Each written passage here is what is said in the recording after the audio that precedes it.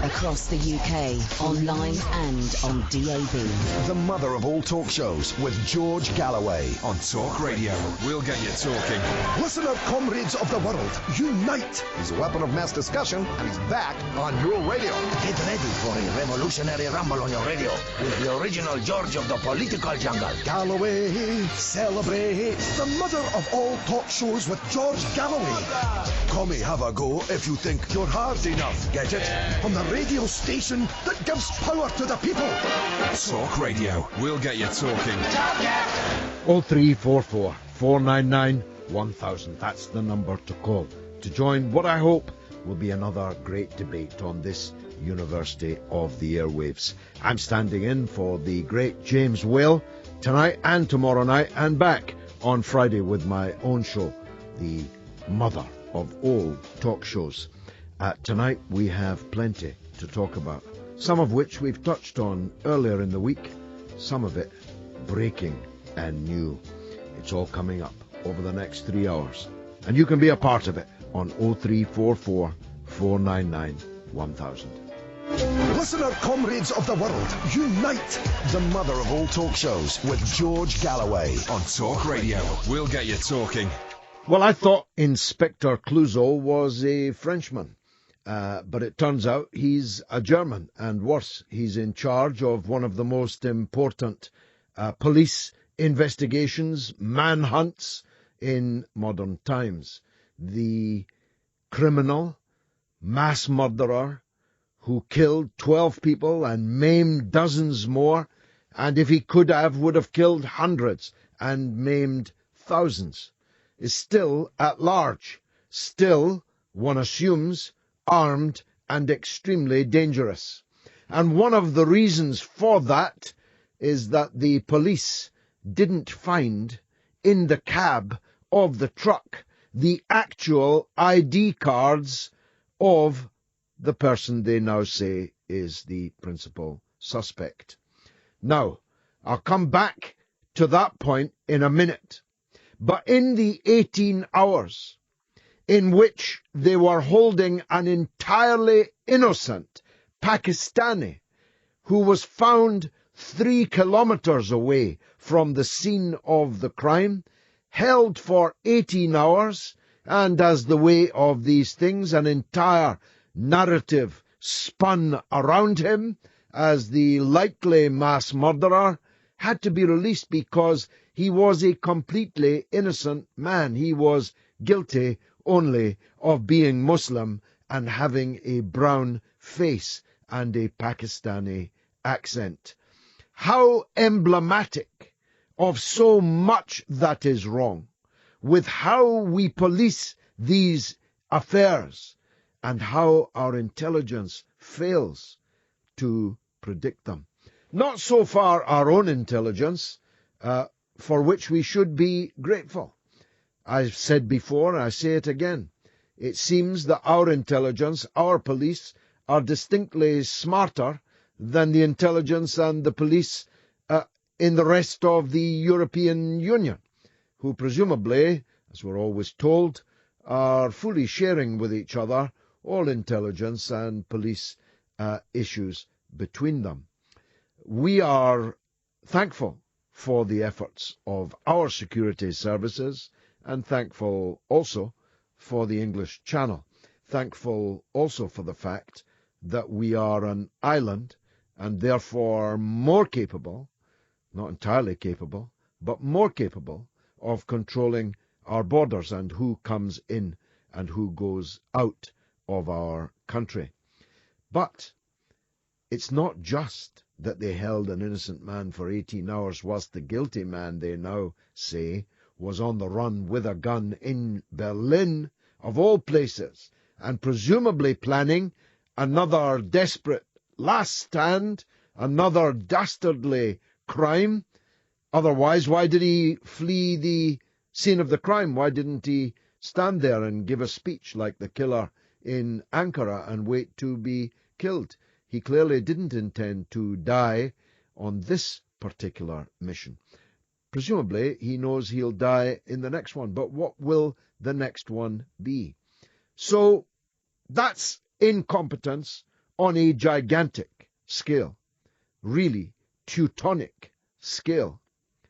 But what about the story that the real killer's ID was in the cab of the car all the time?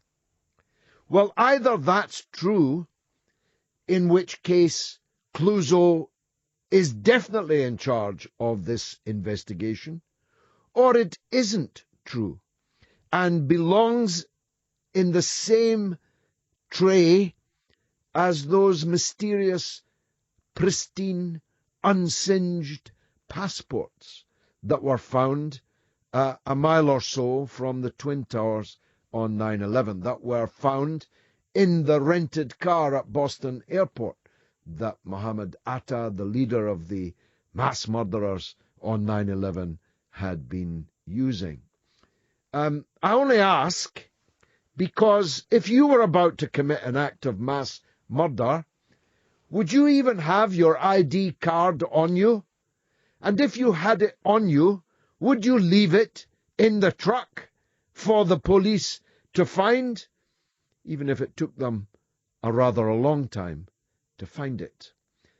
Because if it's untrue, you see, it illustrates another deep flaw, sickness even, at the heart of this whole confrontation in which we are involved between the West and the so-called ISIS and Al-Qaeda and their quote-unquote soldiers that you can now expect to be popping up in European cities in greater and greater numbers over the next period.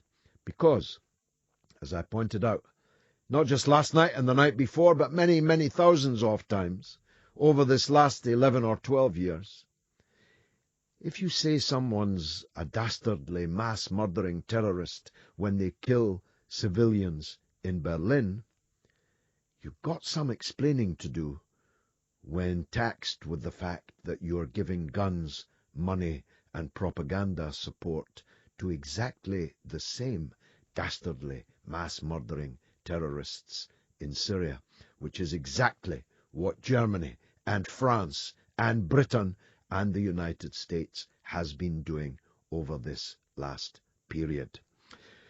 So that's one issue. I've no doubt that in the course of the evening we'll get more information. If we do, we'll bring it to you. You may have a point of view on what I have said, in which case call me on 0344 499 1000. But that's not the only issue that we're going to be discussing tonight. There's a by-election coming. In Copeland, in the north of England, a Labour seat held with a very small majority by one of the most right-wing, Corbyn-hating, Blairite members of Parliament that there has ever been. He has decided to chuck it and become the only man in recent times to leave Parliament and go and work for somebody even more toxic, namely the nuclear industry. He's done so for a shed load of money and to spend more time, of course, as they do, with his family. I don't care anything about Jamie Reid, a man who rose without trace, who will disappear without trace, who will not even be a footnote in the most dense and prolix of histories of this period.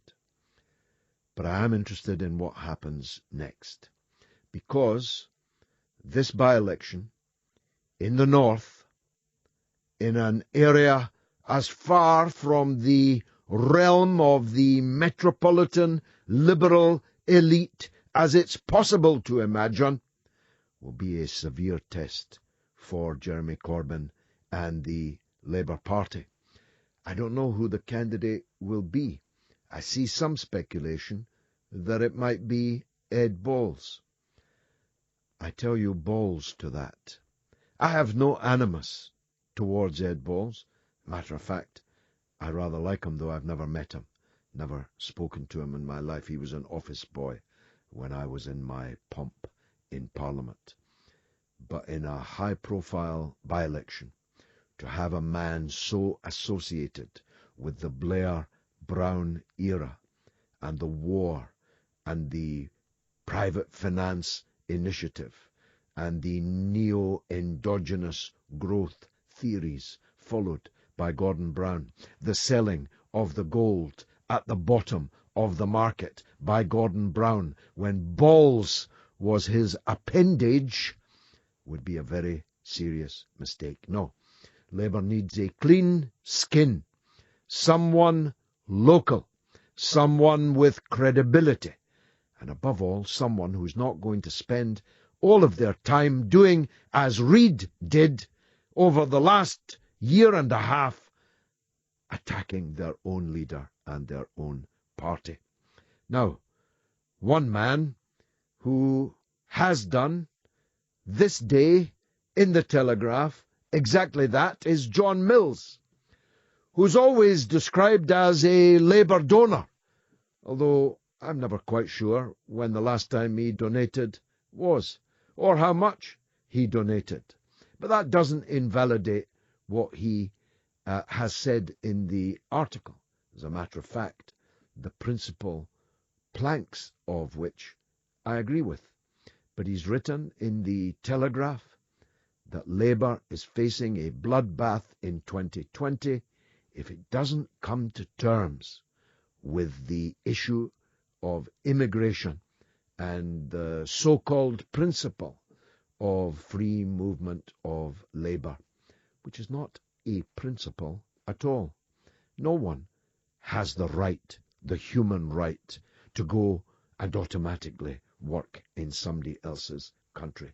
This is an invention of the neoliberal elite that run the European Union. Why? Not because they like ordinary people, but because they like big business. And they know that free movement of labour within the EU is in the interests of those who own the jobs that more and more people will have to be competing for.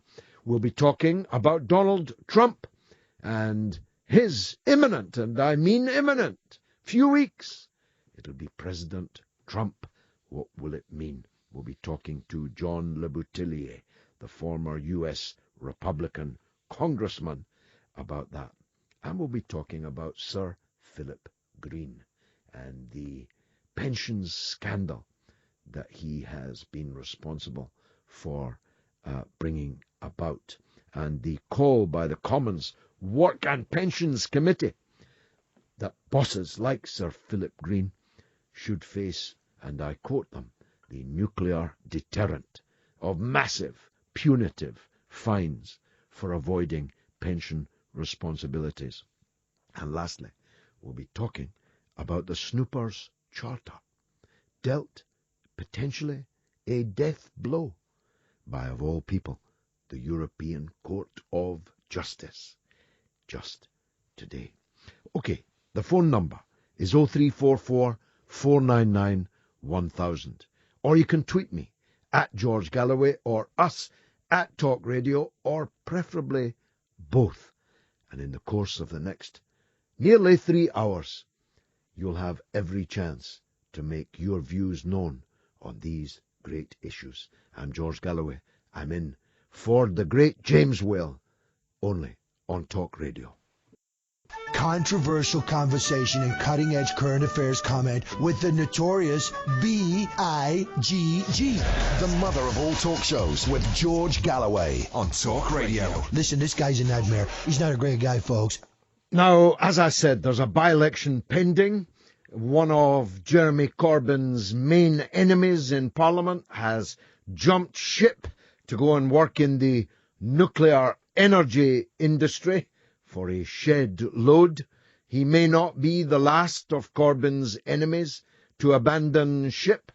A by-election will presumably follow, perhaps in February, perhaps March, but more likely February, and it will be an important test with the Labour candidate last time quite narrowly defeating the Conservatives with UKIP quite a way down. Quite timious, then, that the Daily Telegraph has summarised and adduced the views of John Mills, the leader of the Labour Leave campaign in the European referendum, of which I myself was a supporter and speaker and interviewee on their website and so on. I make that point because I don't want you to think I have any animus towards Mr. Mills, at least on that subject. And indeed, some of the things that he said to the Telegraph, I agree with. But we better hear from the man himself as to why this interview was given now and why it contained the things that it did. John, please summarise this Daily Telegraph article for us.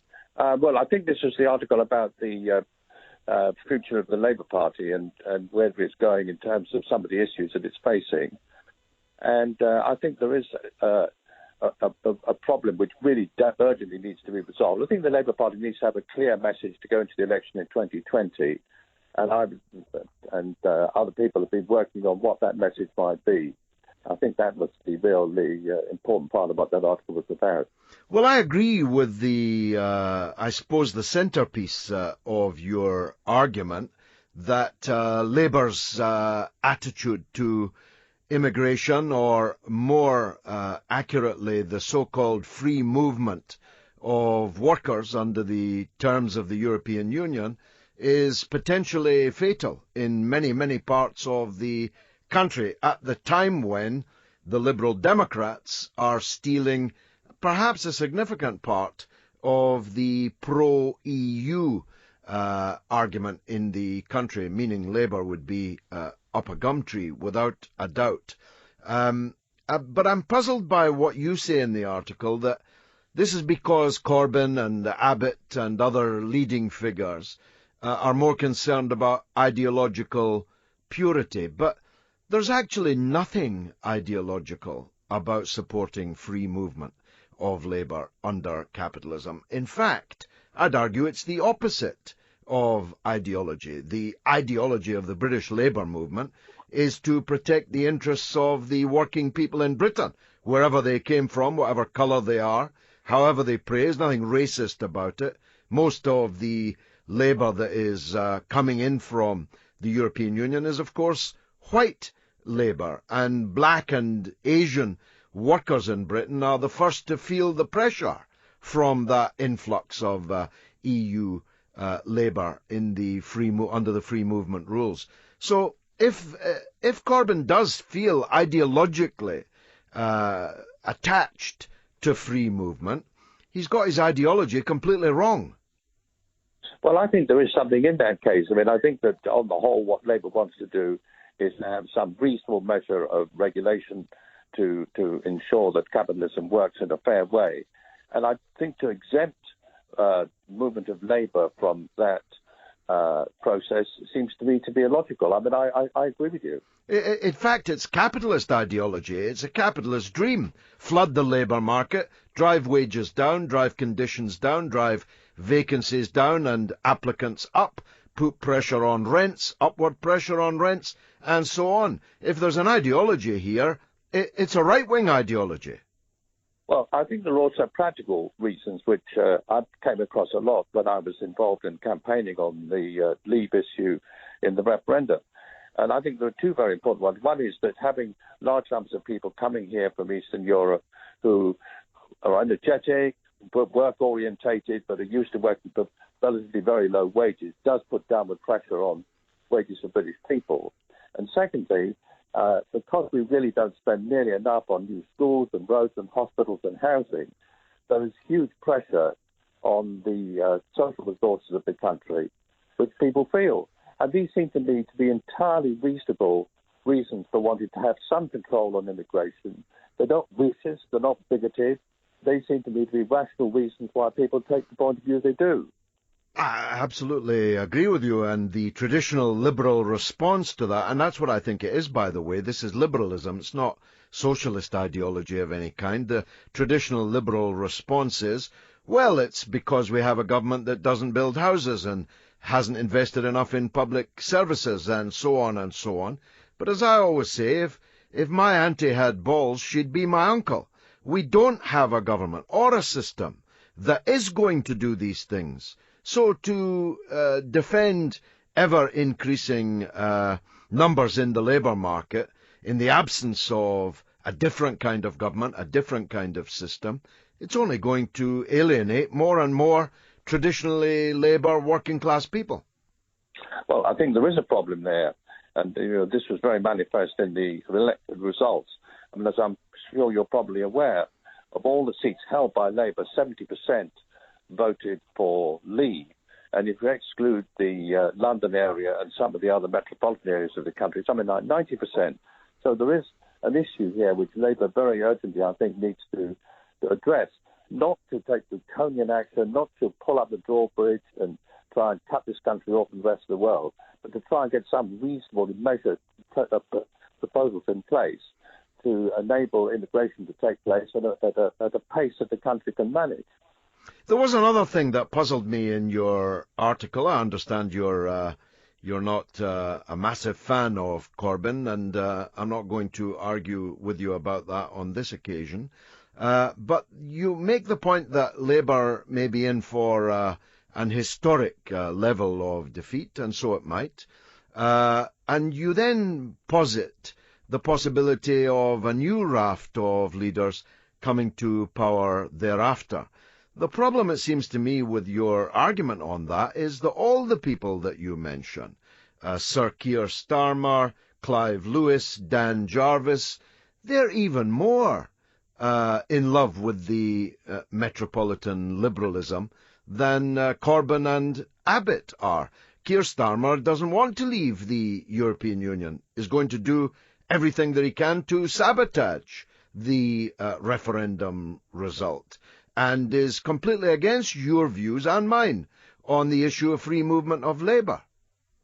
Well, I think to be fair, that Keir Starmer's not saying that. I think what he is saying now is that Labour ought to accept the results of the referendum on the 23rd of June, which I think is right, and that what the Labour Party needs to do is to do all it can to make sure that Brexit is successful.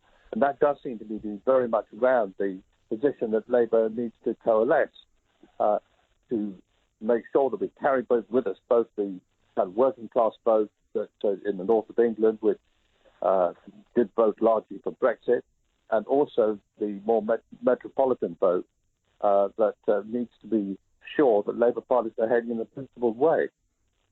Well, the principle, it seems to me, needs to be that Labour does what it says on the tin, that it is a party of work. It's a party of those who work, those who are now too old to work, who are not yet old enough to work, the party that will defend the interests of the people who actually create the wealth in the country, and such allies amongst other classes, as they have traditionally always been able to attract. That was the winning coalition, wasn't it, when you and I were young and in the Labour movement? It was a party of the working class, which was then heavily organised, as well as the Tony Benns and Michael Foots and so on, that were not from that working class, but were allied to it.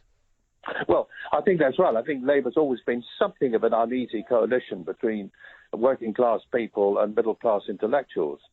And I think we need to get back to that. I mean, I think the problem at the moment is you've got something of a divide between the two. And really what Labour needs to do to win the next elections and to get back into being a really effective opposition is to coalesce round those two sources of strength that Labour traditionally has had, and to use as much unity as we possibly can. That seems to me to be the way ahead. Last question, John. You predict, or you don't predict, but you obviously point up the real possibility of what you call a bloodbath for Labour. I suppose we'll get an early test of that in the Copeland by-election, which has just been flagged up and will presumably happen in February or March.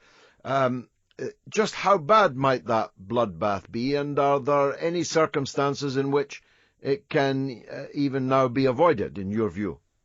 Well, just on the Copeland by-election, I mean, I think there's a reasonable chance that Labour will hold that seat. because it's been Labour for a very long period of time. At the last election, the Conservatives ran second and UKIP was a long way down. I think there's a reasonable chance that UKIP and the Conservatives will carve each other up and Labour will get back. But turning to the bigger picture of what might happen in 2020, I think that what we really need to do is to focus the Labour Party on being as united as it possibly can, focusing on winning elections, concentrating on getting policies together which are going to attract the electorate, and putting forward as united a programme as we possibly can. That seems to me to be the way ahead, and that's what I hope we're going to do. Well, that's John Mills' point of view. Thanks for that, John. Labour donor, chair of Labour Leave. What's your point of view? Give me a call, 0344 499 1000. John Mills thinks Labour is facing a bloodbath. What do you think? Are there any possibilities of Labour winning the next general election? How could Labour win the next general election? What need it do? Who need it field in Copeland in order to win what would be a very historic by-election victory caused by the sabotage by a Blairite of ditching his constituents in the middle of a parliament? That's how it would be described if anyone on the left decided to leave Parliament and take up a very much more highly paid job. He'd be said to have ditched his constituents, left them in the lurch, left them without representation, gone off in search of a big pay rise. Because that's exactly what it is. 0344 499 1000. He's a weapon of mass discussion, and he's back on your radio. The mother of all talk shows with George Galloway. On Talk Radio. We'll get you talking. Well, if you call, that's 0344 499 1000 to join the great debate. You heard my discussion with John Mills, a man on a very different Labour wavelength than me, but a fellow traveller on the issue of the European Union. He's a very, very, very rich man and was, at one time at least, a major donor to the Labour Party, as I said earlier. I'm not sure how much he's donated of late, certainly since the Labour Party changed hands.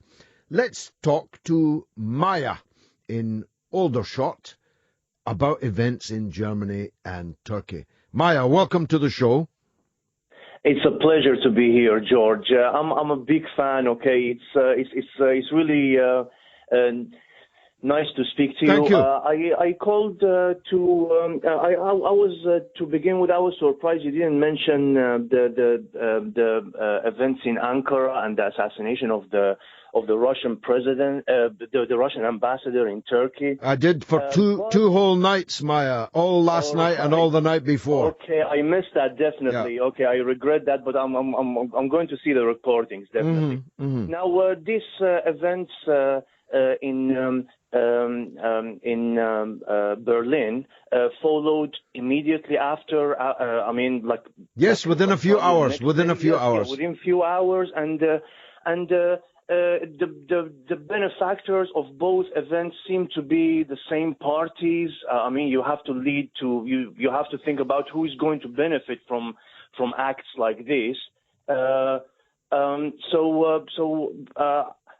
wanted you to tell me your opinion about who might benefit from acts like this, and what will be the end game, in your opinion, in Syria. In regarding to the forming alliance between Turkey, Russia, and Iran, and then you have the Saudi, like U.S. access. They invested a lot in this war, and they probably it appeared like they lost their investment. So indeed, they have squandered their investment. Hundreds of billions of dollars have gone up in smoke, and they have failed, but not before they caused the deaths of hundreds of thousands of people along the way, and the partial destruction of the ancient civilization of Syria, once perfect jewel of the Orient, a place where religions and ethnicities have lived side by side for millennia and were multicultural, multi-faith society, one of the best, one of the only in the Arab world, continued truly to exist.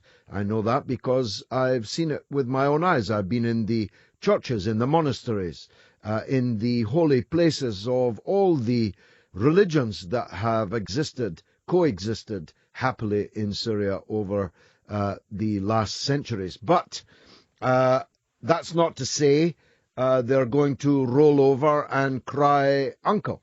But I think the emergence of this troika of Turkey, Iran and Russia as guarantors of a political settlement in Syria is a very, very important development. And I believe that the crime that took place in Ankara was designed to weaken, if not destroy, the emergence of that troika. But as Chairman Mao once said, sometimes the enemy struggles mightily to lift a huge stone only to drop it on its own feet. And that's what has happened here, because in actual fact, Turkey will now have to be more committed to its role in this troika of Turkey, Iran and Russia than it might otherwise have been. Now, the Turkish regime is blaming the Gulen movement, which is based in the United States, as you know, and Gulen himself is living as a political refugee in the United States. He's monitored, controlled by the United States. Indeed, he lives 4 miles from the CIA headquarters in Langley. So, if it's true, it's a big if it's true that Gulen was responsible for this crime, and I must say the slogans that were being shouted by the murderer did not sound like Gulen's slogans. He condemned it. I'm sorry to interrupt. Yeah. Apparently he condemned the killing of the Russian ambassador. Well, he would do so, wouldn't he? Yeah. Because he's being accused of being responsible for it. So, of course, he would condemn it. The Americans would require him to condemn it. Condemning it doesn't mean he wasn't involved in it. But I did say to you a big if. If Erdogan is right and Gulen, it was a Gulen supporter who did it, then there's now a crisis between Russia and the United States over this crime. Now, who has an interest? Who benefits from a new crisis between Russia and the United States just 4 weeks before Donald Trump comes to the presidency? Well, it has to be those elements in NATO, in the United States, who don't want to see a rapprochement between the United States and Russia, who want to scupper Trump's plan to change course in matters relating to Russia and Syria. What do you say?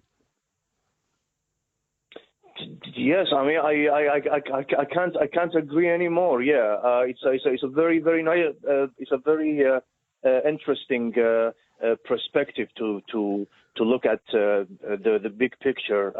Well, sometimes, Maya, things if it looks like a duck, walks like a duck, and quacks like a duck, sometimes that's because it is a duck. A duck. There is nobody else that benefits from the crime in Ankara other than the people who want to continue the war in Syria, who want to continue the isolation of Russia, the confrontation between the US and Russia.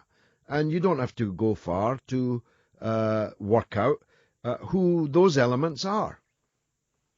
Yes, but the Saudis and the Qataris, they invested all this money. Are they going to just give up and say, that's it, we lost the game, so let's just back down and carry on our lives, we lost the battle, or are they going to try to step up the game? No, they are amongst the people that I'm talking about. The Saudis, the Gulf satrapies around them, all those who funded this murder and mayhem in Syria, and the war party in the United States, they are an axis of evil. And they have been defeated.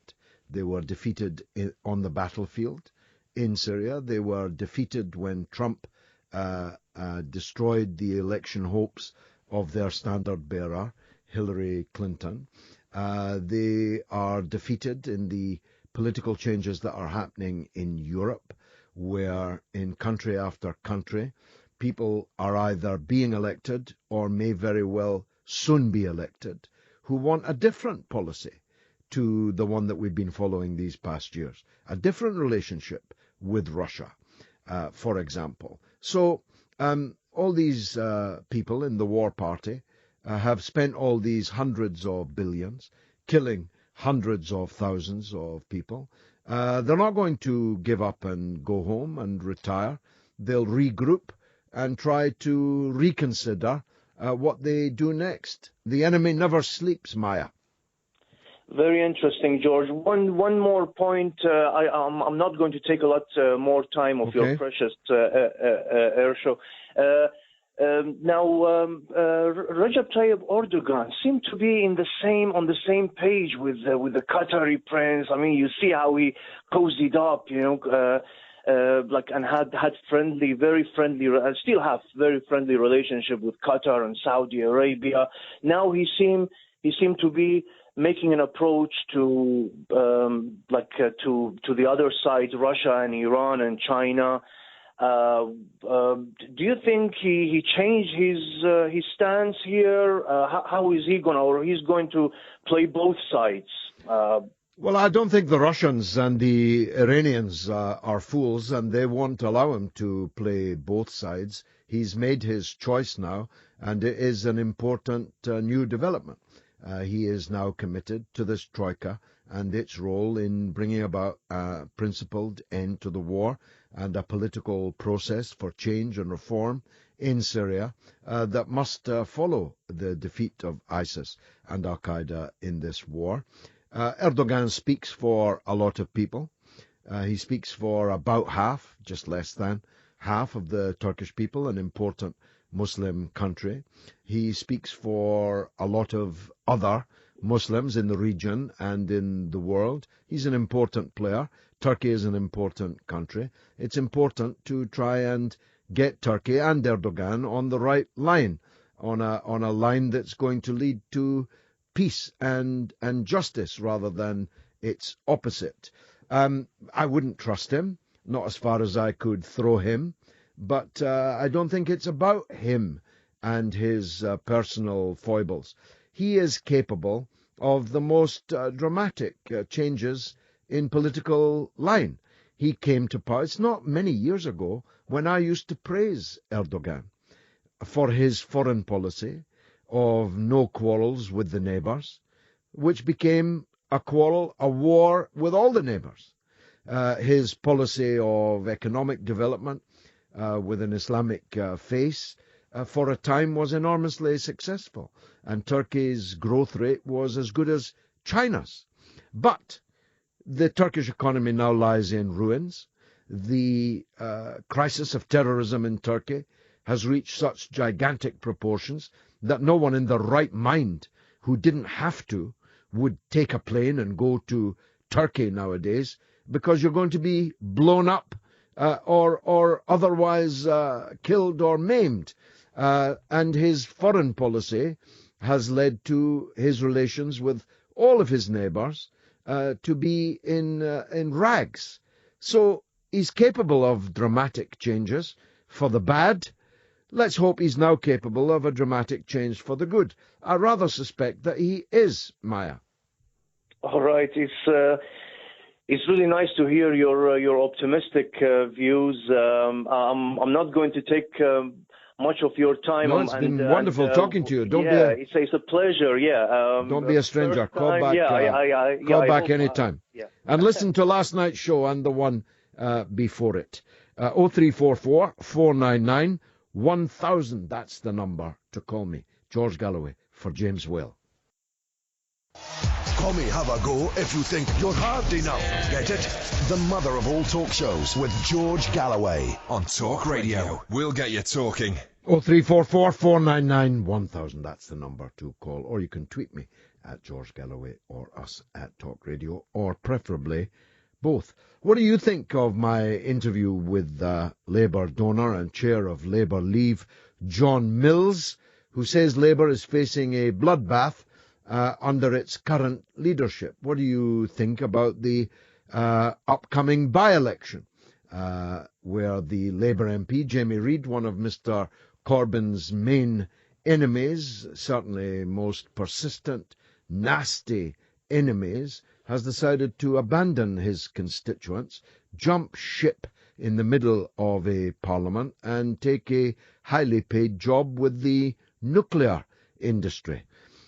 Did any of that come as a surprise to you? Are there going to be others? Does Labour face a bloodbath? Can Labour win the next election? And what do you think about the German version of Inspector Clouseau, who seems to be in charge of the investigation of the act of mass murder by truck, which took place in Berlin just the other night? And where do you stand on the big issues that we've been talking about in the first hour, which has flown by, I must say? But there's still 2 hours to go, and you can join in on 0344 499 1000, or as I say, you can tweet. As Andrew Spears has, he says of the Copeland by-election, we must have a Corbyn supporter who is honest and committed and has passion. Why did we have a right-wing wet flannel? And Wayne Mack for Palestine says one of Trump's appointments is very worrying, George, the U.S. ambassador to Israel. He wants Jerusalem as its capital. Sorry to break this to you, Wayne, but that was also the Democratic Party platform in the election, and it was Barack Obama's platform in the election too. But it never happens. Marie McFarlane says it's lovely of the European Court of Justice to pop its head above the parapet. I now challenge them to do the same for the devastation wrought upon public sector workers and trade unions across all member states. I saw some pigs flying past the window there, Marie. And Ian has sent an email, very funny one. George, is it true there are the haves, the have-nots, and the have-yachts? Enjoying the show, says Ian. I enjoyed that, Ian. Thank you. Scouser Lar says Labour is much better off without red Tories like Jamie Reid. We need people like you, George, in the PLP. Thank you. And Andrew says exactly, all workers must be protected.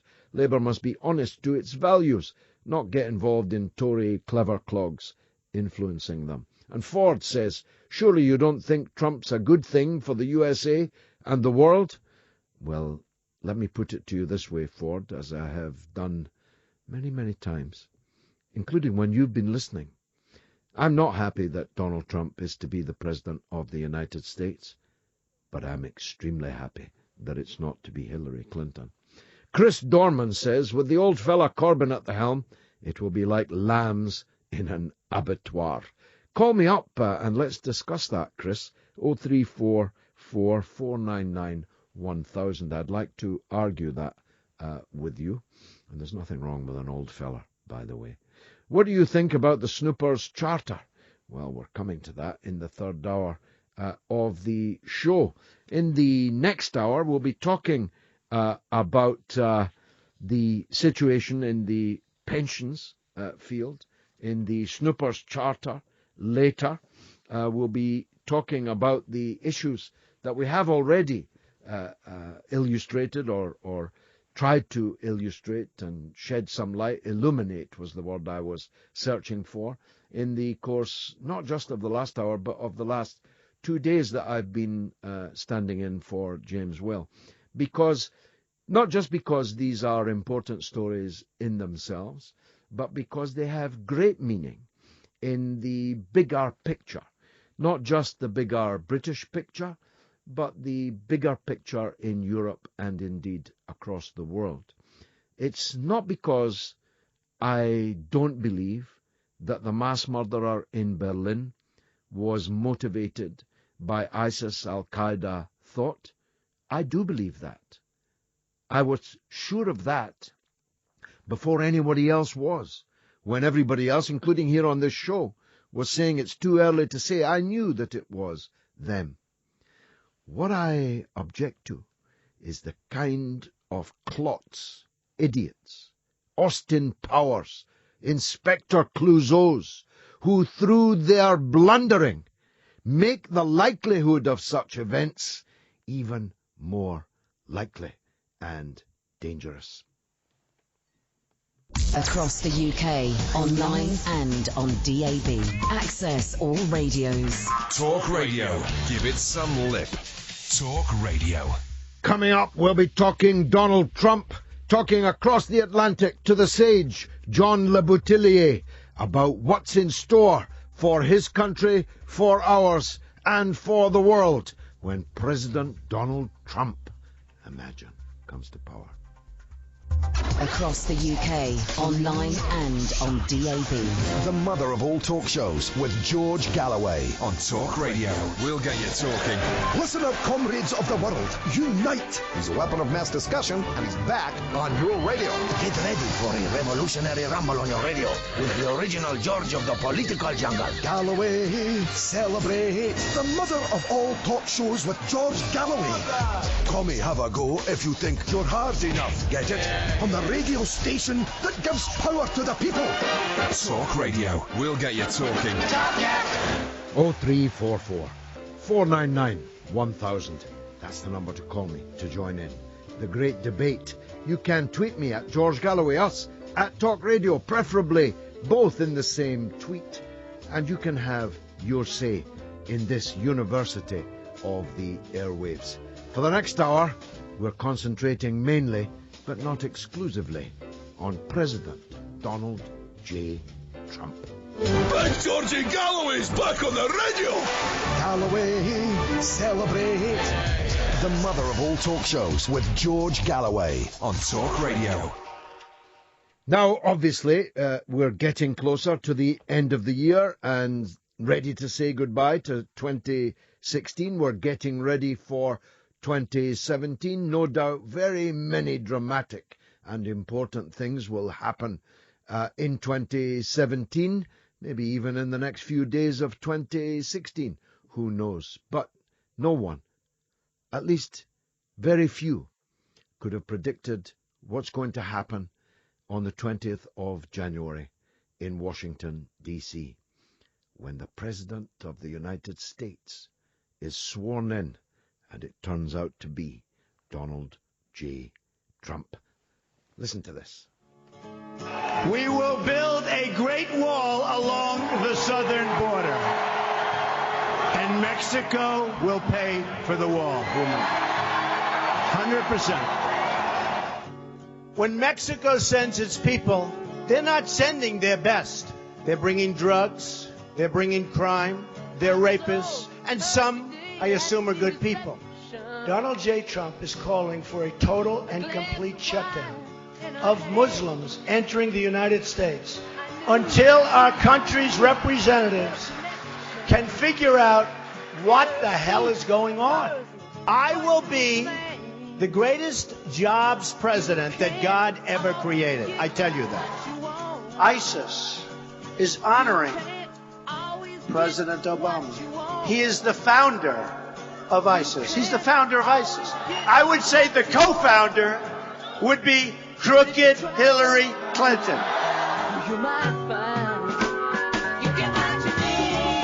I'm really rich. I'll show you that in a second. I have a total net worth of $8 billion. Net worth, not assets, not liability. A net worth. I'm not doing that to brag, because you know what? I don't have to brag. I don't have to. I think I am a nice person. People that know me like me. Remember, we're competing in a rigged election. This is a rigged election, folks, okay? They even want to try to rig the election at the polling booths. And believe me, there's a lot going on. You ever hear these people? They say there's nothing going on. People that have died 10 years ago are still voting. Illegal immigrants are voting. I mean, where are the street smarts of some of these politicians?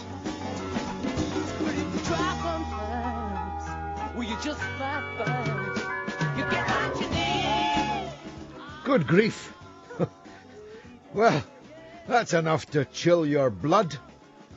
Although I repeat, I predicted the victory of this man, Donald Trump, for a whole variety of reasons, not many of them to do with him most of them to do with the qualities or lack thereof of his opponent, and indeed the policies of the liberal elite of which she was a champion.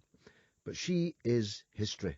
Despite all the huffing and the puffing, all the threats of recounts and electoral college sabotage, Trump has made it, and he's about to climb in just a few weeks' time onto that podium and swear allegiance to the Constitution and be sworn in as the President of the United States.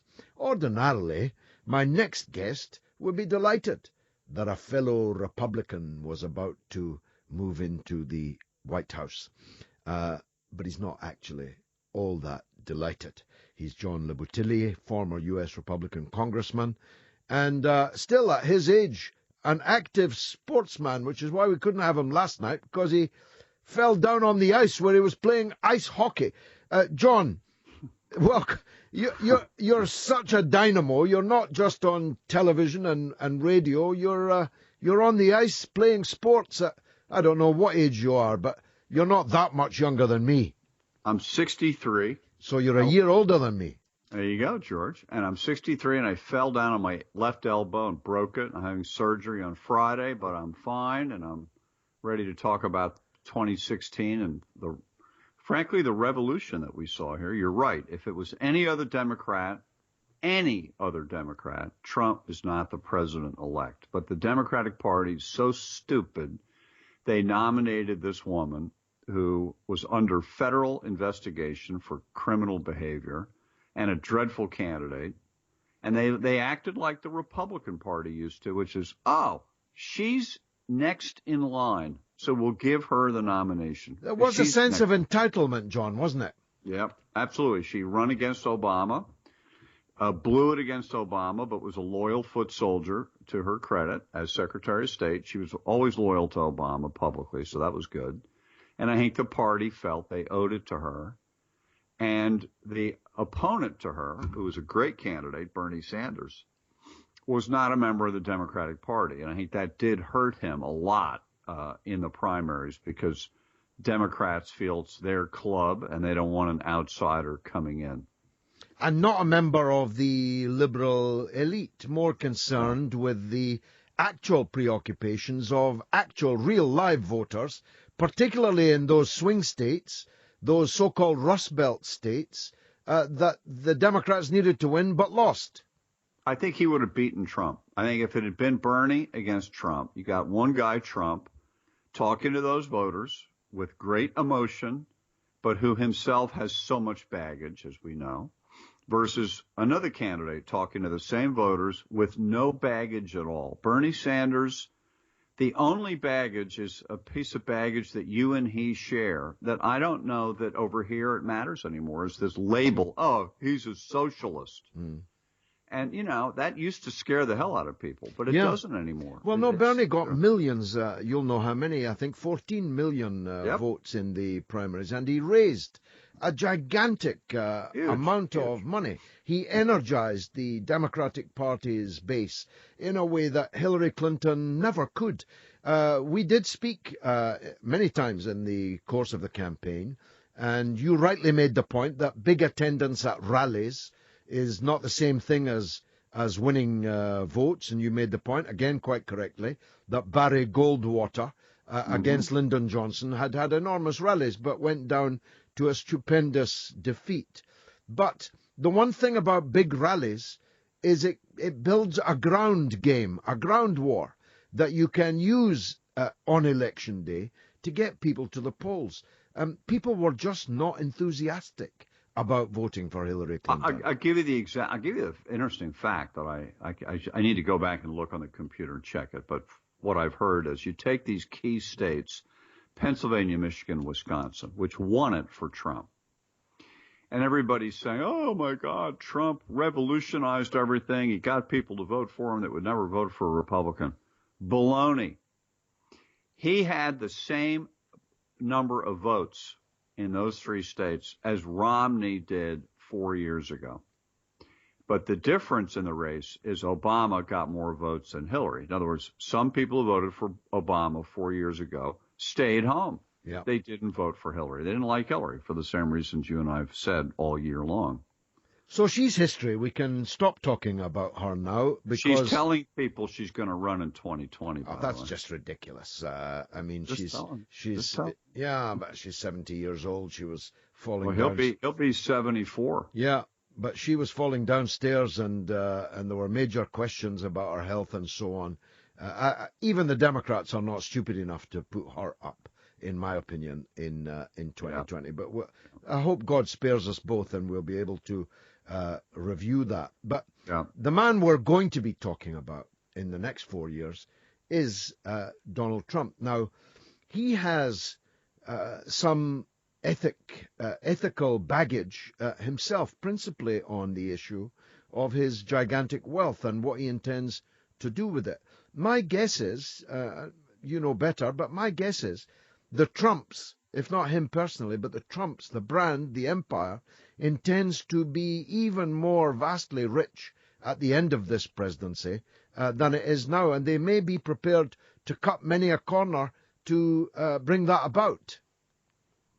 I have no doubt that Trump views this presidential deal as a side light on the way to getting even richer. That his real interest is making himself and the Trump name more money and being more legitimate by having more money than Fortune 500 companies and everything else. That's his whole deal. He measures his own worth by bottom line numbers on money, polling, fundraising, all that stuff. And he's not divesting himself of anything.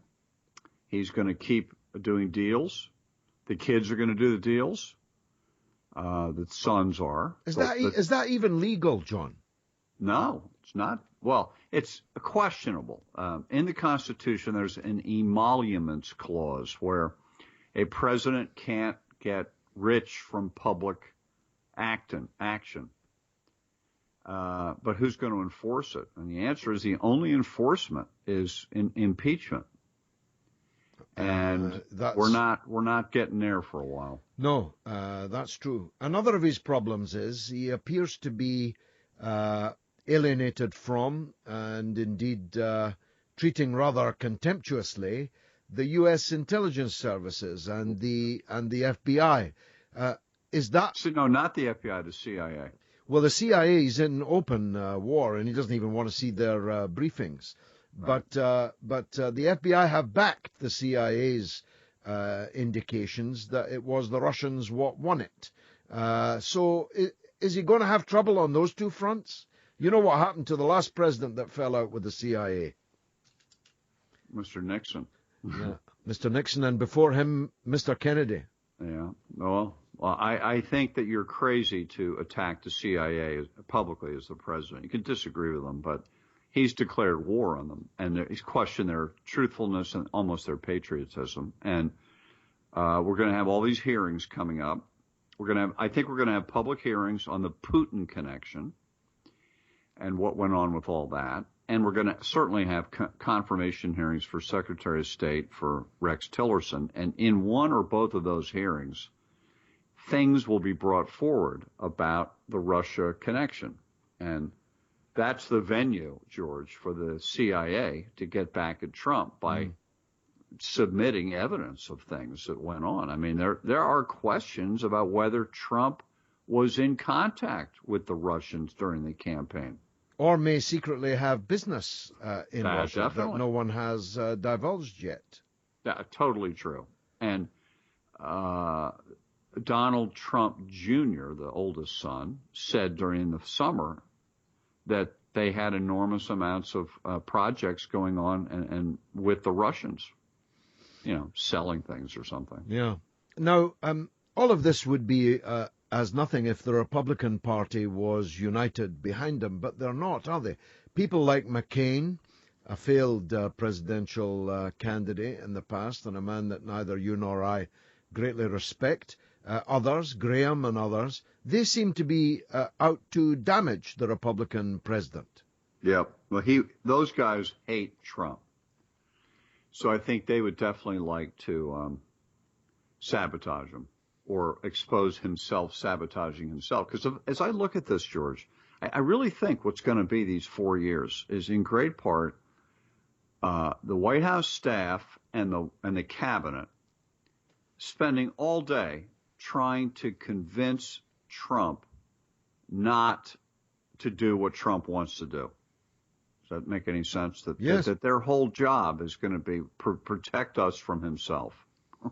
Well, that's going to be fun and games, no doubt. And, of course, also leaves open the possibility that some of his top-line cabinet appointments will not get through Congress, through the Senate. I don't know. It's going to be tough. Which of those are most tricky for him? Well, Tillerson for Secretary of State's the biggie. Jeff Sessions will probably get through for Attorney General. The deal with him is he's a U.S. Senator, and the tradition is when a U.S. Senator is nominated for a cabinet job, the Senate usually, Republican or Democrat, doesn't matter, out of cordiality and collegiality, goes ahead and approves him. So I will assume he gets through. Tillerson will be contentious. The EPA guy, Pruitt, Oklahoma, he's going to be a difficult one. Those are the ones I would say. John, I need to take a brief break for some capitalist messages. Will you stay with me? Absolutely. Thank you. Listener comrades of the world, unite! The mother of all talk shows with George Galloway. On Talk Radio. We'll get you talking. We are talking with the sage across the sea, John Le Boutillier, about Donald Trump and his imminent presidency and some of the challenges he's going to face. Let me know what you think about what we've been saying. 0344 499 1000 is the number to call. John, thanks for bearing with me. Let me summarize for you some hopes on this side of the Atlantic, at least, and certainly amongst people like me. We were certain that a Hillary Clinton presidency would mean more and more confrontation in places like Syria and with Russia in particular. We have some hopes that Trump will be faithful to the repeated statements that he made, that he wants a new future with Russia, a new deal with Russia. Are we likely to have our hopes dashed in that regard, or do you think he's serious about it? I think on the Russia one, he's completely serious about it, George, and I think that he's withstood a lot of incoming attack over that issue, and I think he will start with a meeting with Putin. I think there'll be talk about lifting the sanctions. I think there'll be a real effort to work together for a while until somebody misbehaves. But I think your hopes will be upheld. And what about China? He's gotten off to a bad start with China. Was that just maladroit foolishness, or was it deliberate? It's intentional. They stuck a stick into the eye of mainland China on purpose, George. Why? I don't know. Now, I've heard it's to get leverage for negotiation, but I don't know that, and I think we wait a little bit to see. But I think it was a mistake. I don't understand it really. Why you start out your presidency by alienating the world's biggest country and a country that holds rather a lot of your own currency and can easily dump it. Now, lastly, then, I take the view, it's not universally shared amongst left-wing people here, certainly liberal people here, that what happens inside the United States is entirely a matter for you. If you want to build walls, if you want to say this group of people can come here but that group of people cannot, that's your affair, and leaders will stand or fall on that basis. But there is undoubtedly a far right in the United States that has been energized by the Trump victory.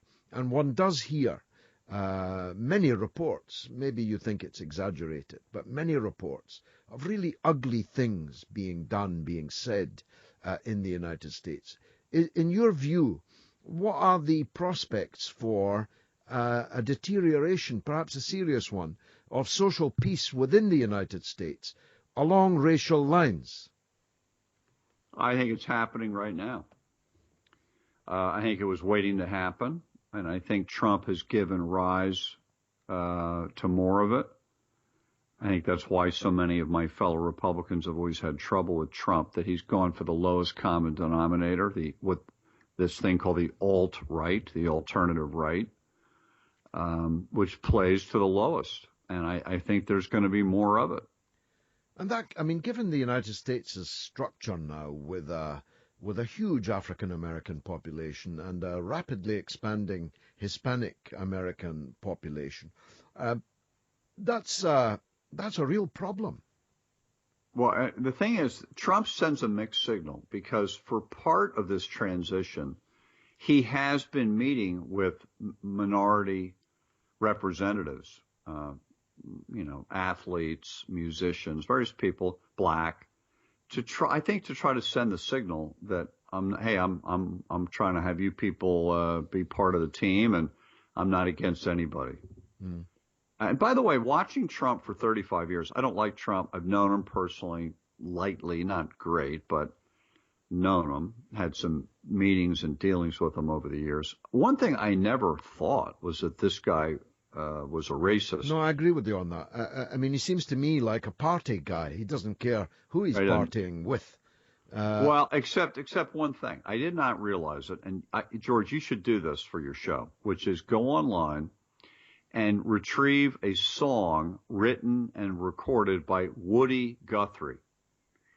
And it's about Donald Trump's father, because Woody Guthrie lived in a Trump building 40 years ago when the old man Trump, Fred Trump, Donald's father, discriminated against black people. And he discriminated against black people who were in these buildings and treated them badly. And Woody Guthrie was so ticked off about it, he wrote a song and recorded it, and it's available for free on the internet now. I will look at that. Of course, 40 years ago, there was a lot of that around. That's the context that young Donald Trump grew up in. Yeah, sure. No, it's a fair point. It's a fair point. The sins of the father cannot be visited on the son, but it's a fair point. But my take on him is, I mean, I hear people saying, for example, that he's homophobic. But I've never actually seen any evidence of that. Opposite. It's the opposite. Yeah, I believe he brought gays in, spoke about gays, never opposed gay marriage. He's from Queens, but he's lived for 40 years in Manhattan, and there's very little homophobia in New York City. Very little. Yeah. So, you can give a dog a bad name, and of course some of it will stick. But we'll judge him by what he does and what he says in office. And if God spares us, you and I can enjoy the next 4 years at least talking about President Trump. John Labutillier, that grunt. My reaction. That grunt. That grunt says it all. Now, you be careful on the sports field and on the ice rinks, will you? Because we need you back here. I'm here for you, George. Anytime you need me in the new year, I'm always available. Love doing the show with you, George. Many thanks. Even though I am clearly older and more mature than you. A Merry Christmas to you, John, and all your loved ones. And I look forward to talking to you in the new year. Okay. John Labutillier. Now, we've got that song, My Clever Friends, Through the Glass, have got Woody Guthrie on Talk Radio. It's not the real Woody. It's covered by the Missing Cousins. But let's hear it anyway.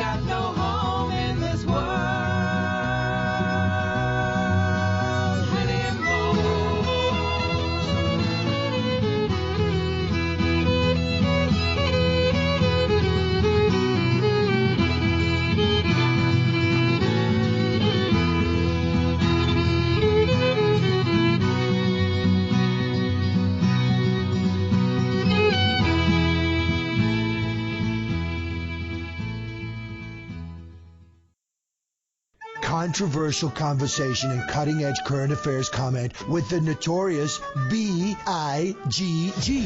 The mother of all talk shows with George Galloway on Talk Radio. Listen, this guy's a nightmare. He's not a great guy, folks. Well, that was a Woody Guthrie song written in the 1950s, I think 59, 51, my goodness, about Old Man Trump, who it would appear in Woody's estimation, and I will never doubt the great Woody Guthrie, was himself a racist. But I agree with John Le Boutillier that whatever else you can say about Trump, there is no personal evidence of racism on his part that I have credibly been presented with.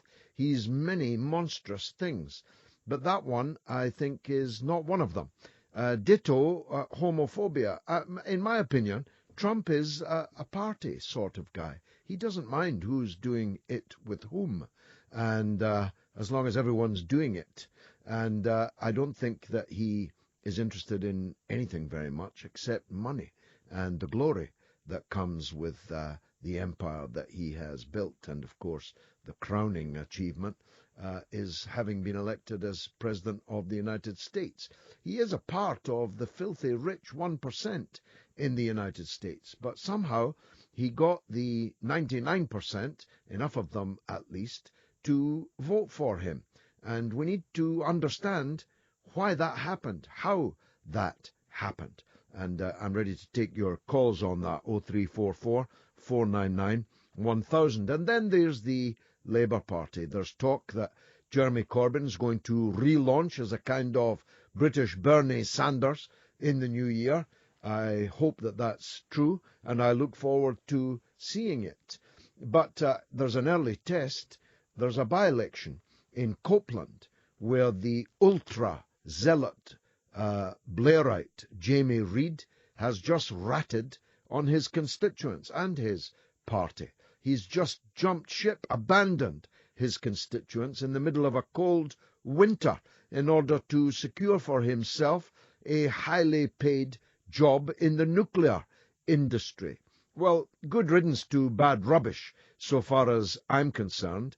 But what's going to happen in the by-election? You can be sure it will be built up into a very significant and important by-election indeed. And who's going to be the Labour candidate? Will that candidate be Ed Balls, as has been predicted in some of the newspapers this evening?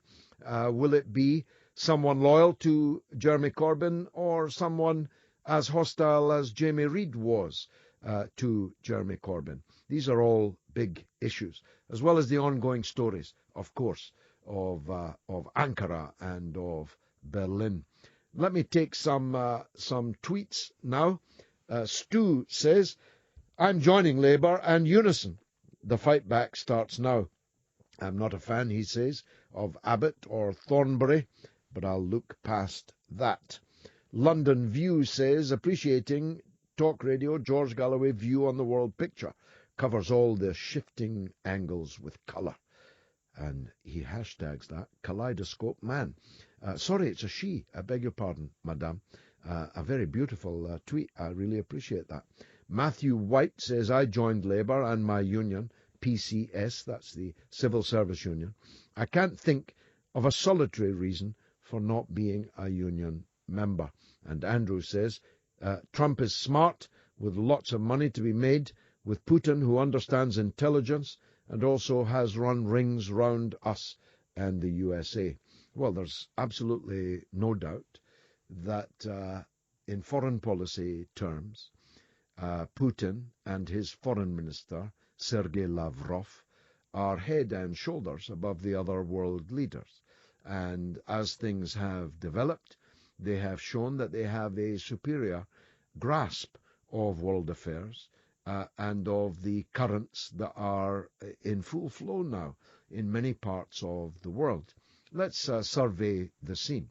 There's no doubt that the Russians feel threatened by NATO and its politico-economic wing, the European Union.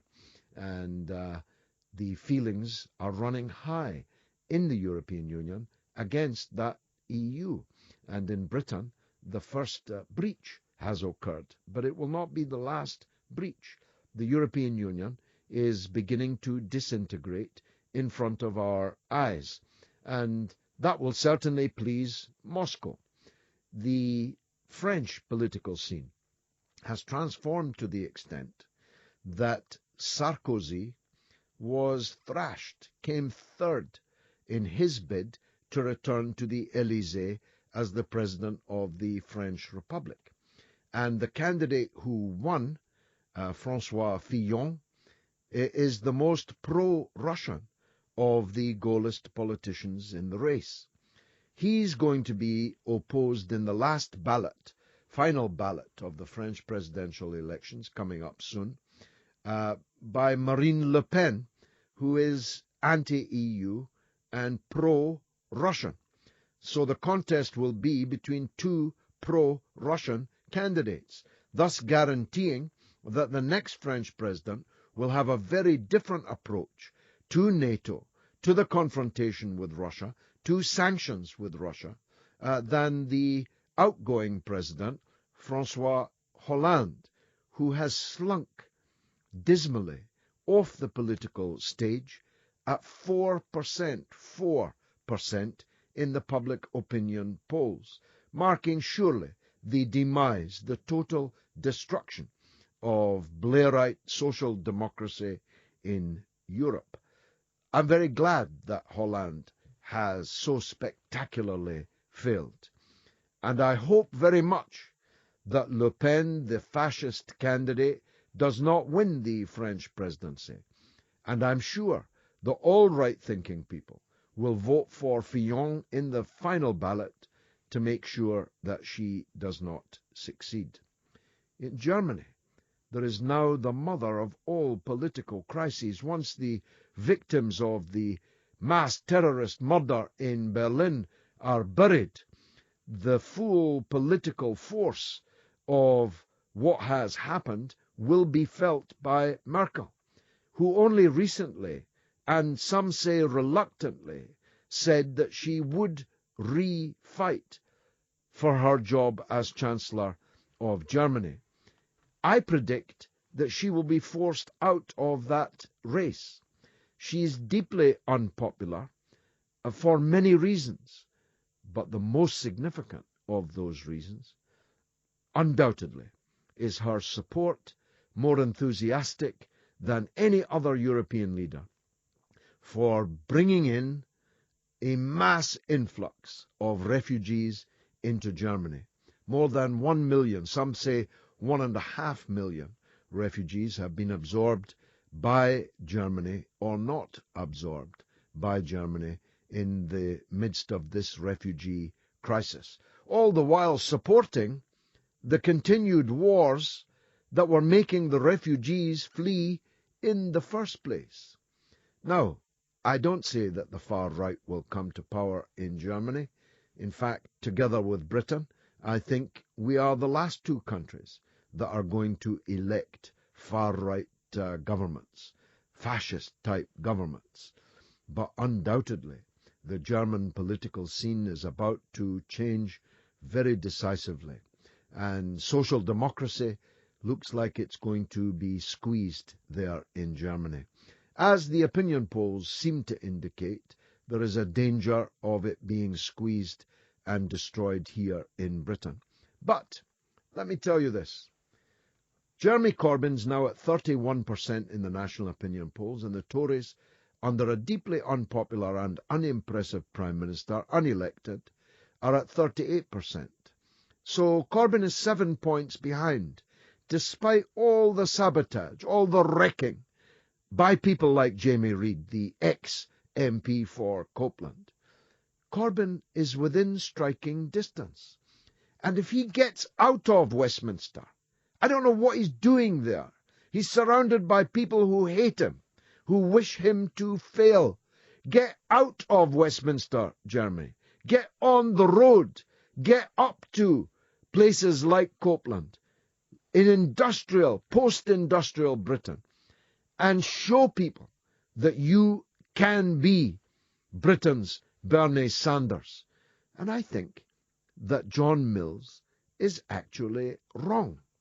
I don't believe that it's necessary at all that Labour experiences a bloodbath.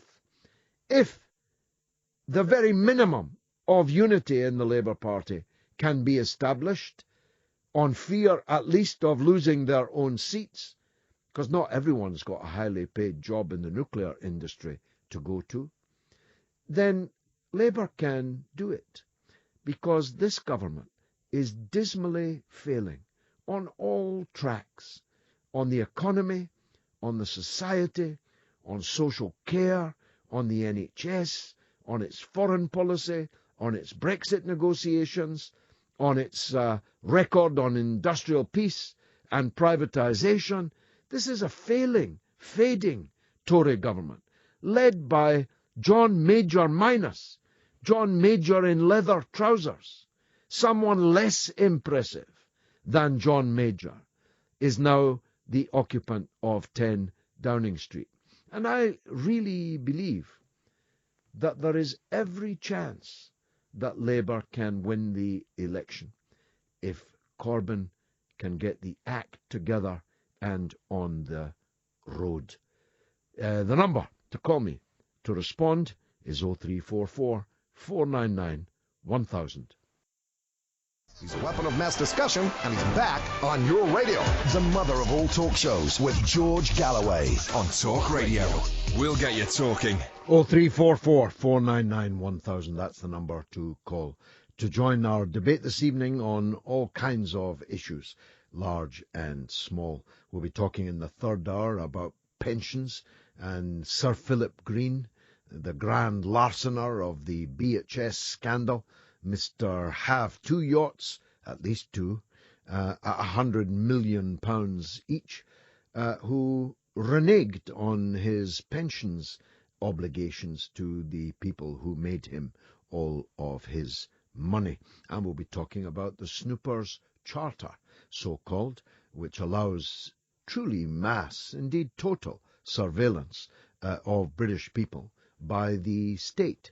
And very considerable spanner has now been thrown into the works for Theresa May on that subject by, imagine, the European Court of Justice.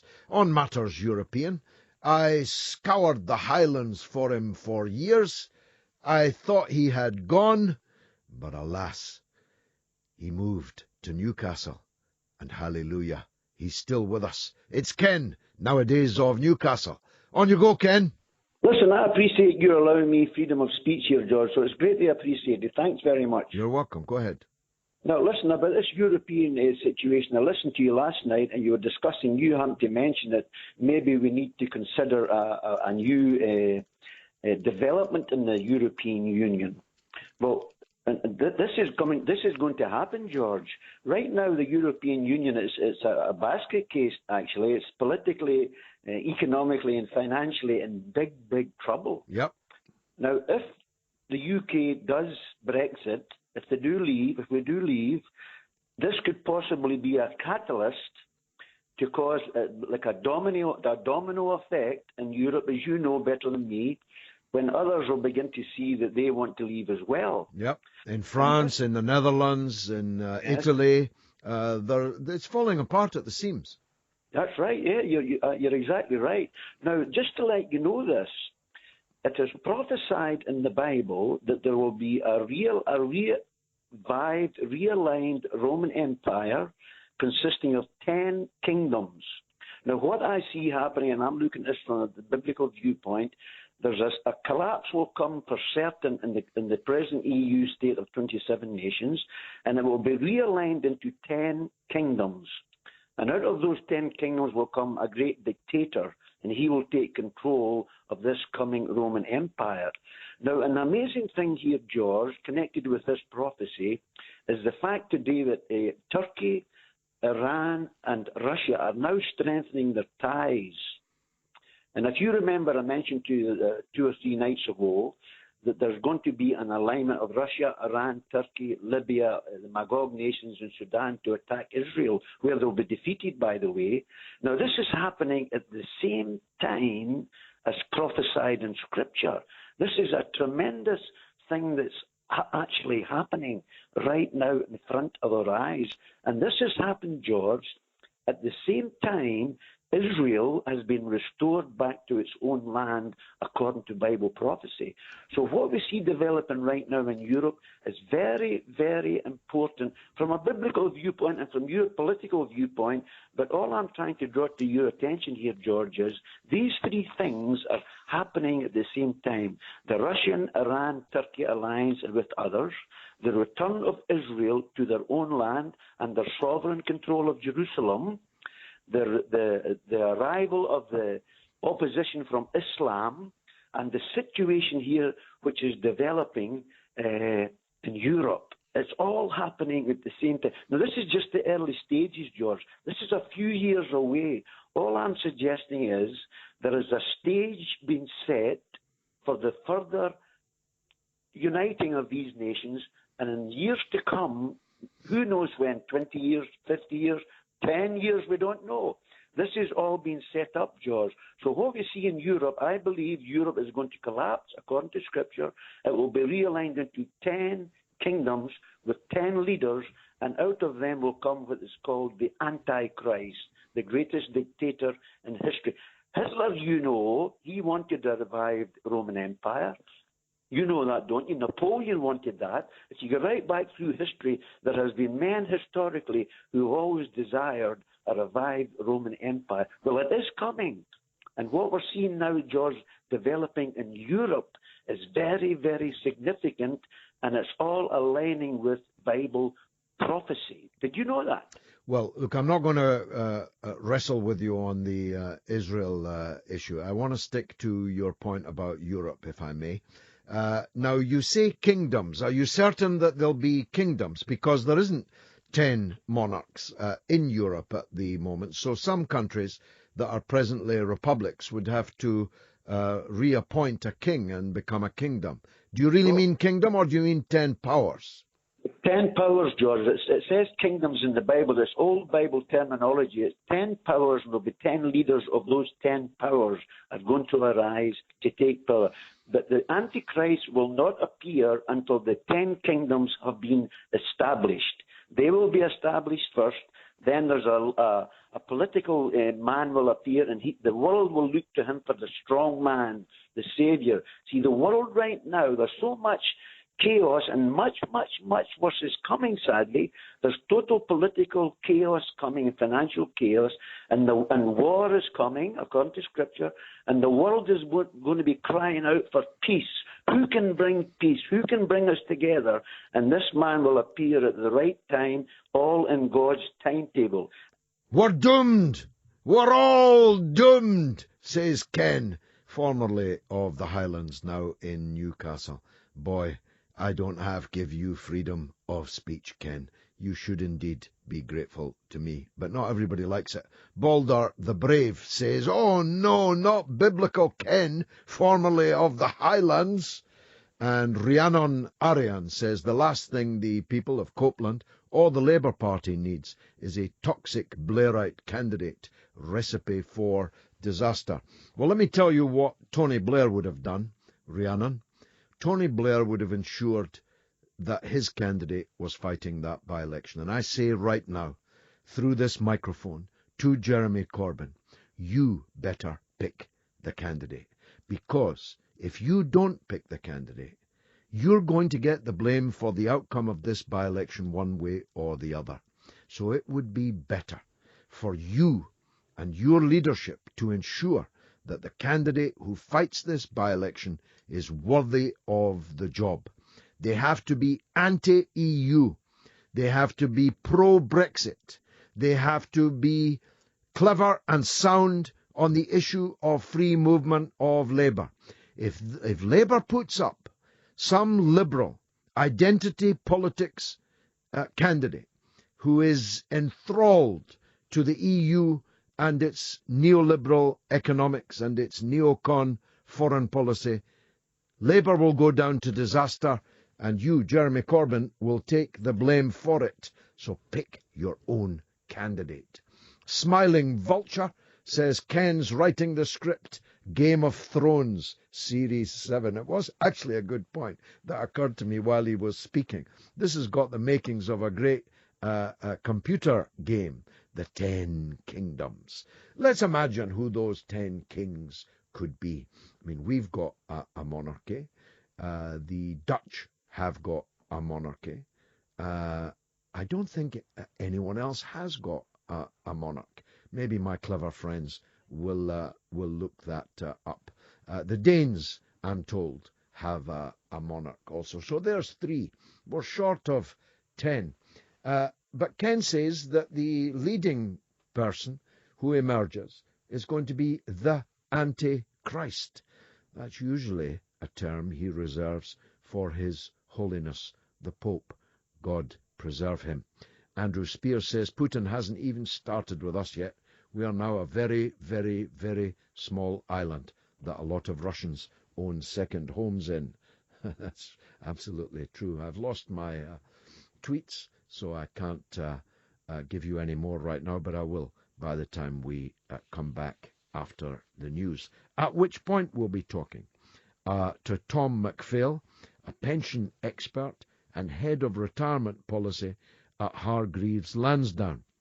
Now, normally, frankly, I'd go to sleep on a discussion about pensions, but this is going to be very important indeed, because the Commons Work and Pensions Committee has said that Sir Philip Green should now face the nuclear deterrent, by which I think they mean fines running into hundreds of millions of pounds that will be put into the pension pot that was lost by his reckless and negligent conduct in the sale of British Home Stores BHS.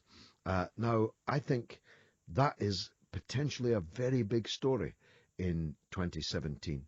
He's a Knight of the Realm, you know, Sir Philip. You couldn't make that up.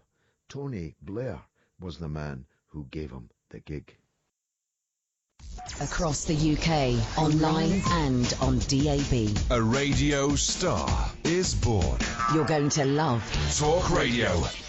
Talk Radio. I'm George Galloway. I'm in for the great James Whale, standing on the shoulders of a giant.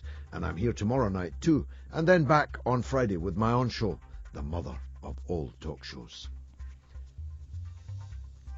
Across the UK, online and on DAB. The mother of all talk shows with George Galloway. On Talk Radio, we'll get you talking. Listen up, comrades of the world. Unite! He's a weapon of mass discussion, and he's back on your radio. Get ready for a revolutionary rumble on your radio with the original George of the political jungle. Galloway, celebrate the mother of all talk shows with George Galloway. Come have a go if you think you're hard enough. Get it? On the radio station that gives power to the people. Talk Radio, we'll get you talking. 0344 499 1000. That's the number to call to talk to me about the things I've been talking about, and the things I've been talking to our expert guests about. And there's 2 more of those still to come. And I'm being flooded with unknown crowned heads of Europe, who it turns out already number 10, if my glance at my notes provided by my clever friends is correct.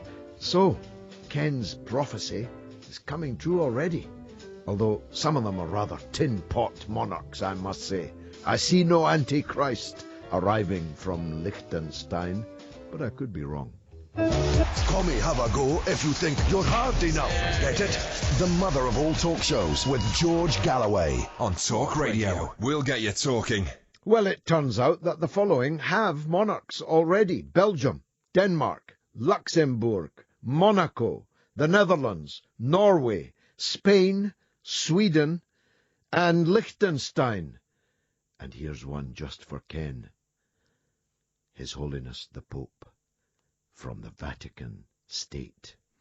Now, Ken considers His Holiness to be the whore of Babylon, the Antichrist personified. It's one of the reasons why I parted company with his good self many years ago in my TalkSport days. But I've forgiven him, and he's a little bit more restrained on these matters, at least with me, these days. Now, we will talk about prophecy. We will talk about Jeremy Corbyn and the candidate in Copeland and the prospects for Labour at the general election. We will talk about Germany. We will talk about Ankara. We will talk about Donald Trump. But first I want to talk about the scandal of the BHS pensions scheme. It seems that the Commons Work and Pensions Committee, led by an old enemy of mine, Frank Field, is getting tough, or tougher, with Sir Philip Green, and are now concentrating not on taking away the bauble of his knighthood, but perhaps taking away something even more expensive than that, namely the money that should be in the pensions pot of BHS workers, but which isn't. And that's largely down to his reckless negligence, at least in the view of the committee and of me. Let's consult an expert. Tom MacPhail, who is a pensions expert and is the head of retirement policy at Hargreaves Lansdowne, and I'm grateful for him joining us at this late hour. Tom, thanks for this. No problem. Good evening. Good evening to you, my friend. Would you just summarise for the listeners, because it's been some time since this was big in the news, what is the hole in the BHS pension fund, and what does the committee seem to have in mind? The pension scheme's some several £100 million short of where it needs to be. Sir Philip Green, back in the summer, promised the Select Committee that he would sort it, were his words, that he would fix this problem. But since then, he's done, certainly as far as we can tell, not enough to fix the problem, to the extent that the pensions regulator has now initiated what will eventually, unless something changes, end up in legal action, could involve a debt being placed against Sir Philip Green for potentially several £100 million. And in the meantime, Frank Field, the head of the Select Committee at the Work and Pensions Committee, has said, look, this whole mess isn't good enough. We need to come up with tighter regulations.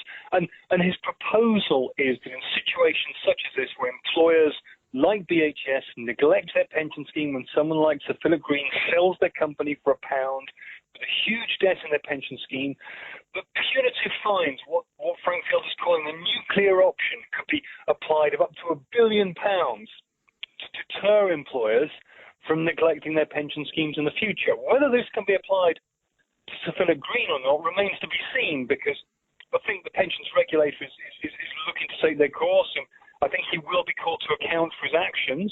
What Frank Field and his committee are proposing is a new system that will ensure this kind of thing doesn't happen in the future. Well, I wholly support and applaud that approach, but how practical is it, Tom? Sir Philip Green is domiciled in Monaco, where helpfully the tax rates are zero. He has 2 yachts worth a total of £210 million.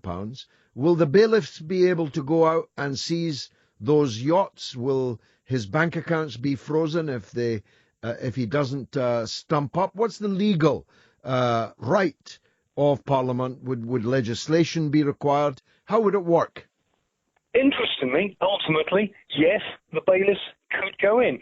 It won't be Frank Field that makes it happen. It won't be Parliament that makes it happen. It'll be the pensions regulator exercising the powers they already have today to initiate what they call a regulatory apportionment order, which allows the courts to issue a debt against the sponsoring employer, or critically, the former sponsoring employer of a pension scheme, to say to the employer, look, you neglected the pension scheme, you should have put more money in than you did. We are placing this debt against you. It is legally enforceable. If you do not pay this money into the pension scheme, yes, the bailiffs could, in theory, go and seize his yacht.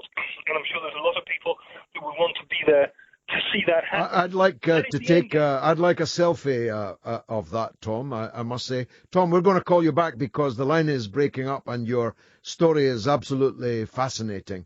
So bear with us for a few seconds and we'll come back to you. Christina says, how can Corbyn pick the candidate? Doesn't the CLP pick the candidate? Can you explain the process of choosing candidates?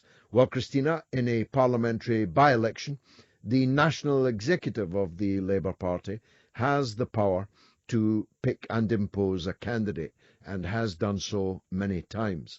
Now, you'll already have spotted the problem that Jeremy Corbyn, though the leader of the Labour Party and with hundreds of thousands of supporters within it, does not control the National Executive Committee. But he should seize this moment. He should say, this is the candidate I want, and let the National Executive turn him down and pay the political price if they dare. Salman Khan says, hey, I like Biblical Ken. He provides an interesting perspective. Well, that he does, I cannot deny.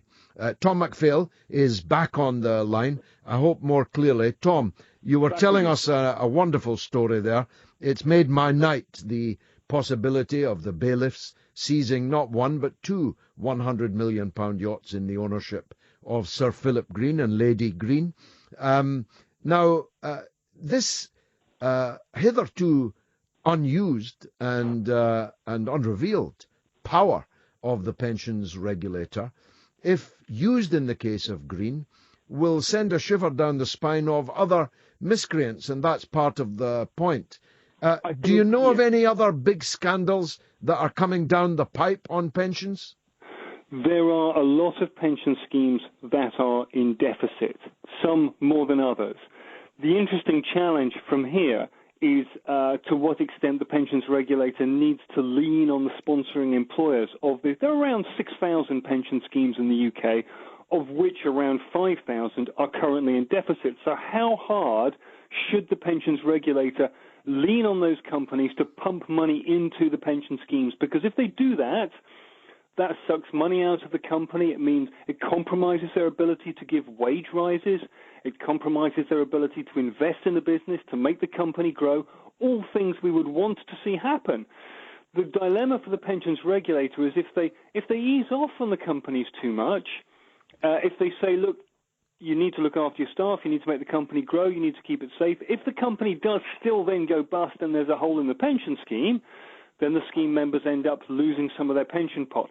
So it is a delicate balance. There are lots of companies in this situation at the moment, but most of them, in the end, are likely to bring their pension scheme back up to being fully funded again. Most of them will not end up in a BHS-type situation. We've had other high-profile cases, most notably the Tata Steel Company in South Wales, which is now looking to negotiate a buyout arrangement. So there are companies like this, but for most of the employees, for most of the scheme members, don't panic. In the end, it's all going to be okay. The challenge from here, and this is also something Frank Field was focusing on, is how we make sure that in the future these kind of things don't happen again. Well, look, I'm far from being Frank Field's biggest fan, quite the contrary. But he seems to have done a good job on this. He seems to be like a dog with a bone on this. Would you agree? I think he's quite enjoyed himself. And anyone who saw the committee inquiry hearing back in the summer when Sir Philip Green went up in front of the... Oh, that was box office, really box office. It was one of the most entertaining performances I've seen this year, seeing Frank Field going against Sir Philip Green. And it was... he was Frank. You may not like him, George, but Frank did pin Sir Philip down and he said, look, what are you going to do? And Sir Philip sat there and said, I am going to sort this out. He did. No, I take my hat off to him. I have no problem with doing that. I believe in recognizing merit, even in political enemies, and he has done a good job on it. The Philip Green story, and I'm old enough to remember the Mirror Group pension crisis. It's not exactly the same. I mean, Robert Maxwell actually literally stole the Mirror Group pension money, but it is two larger-than-life moguls of the corporate and business world, both responsible for either, in the case of Maxwell, criminal conduct, or in the case of Sir Philip, reckless negligence, to say the very least.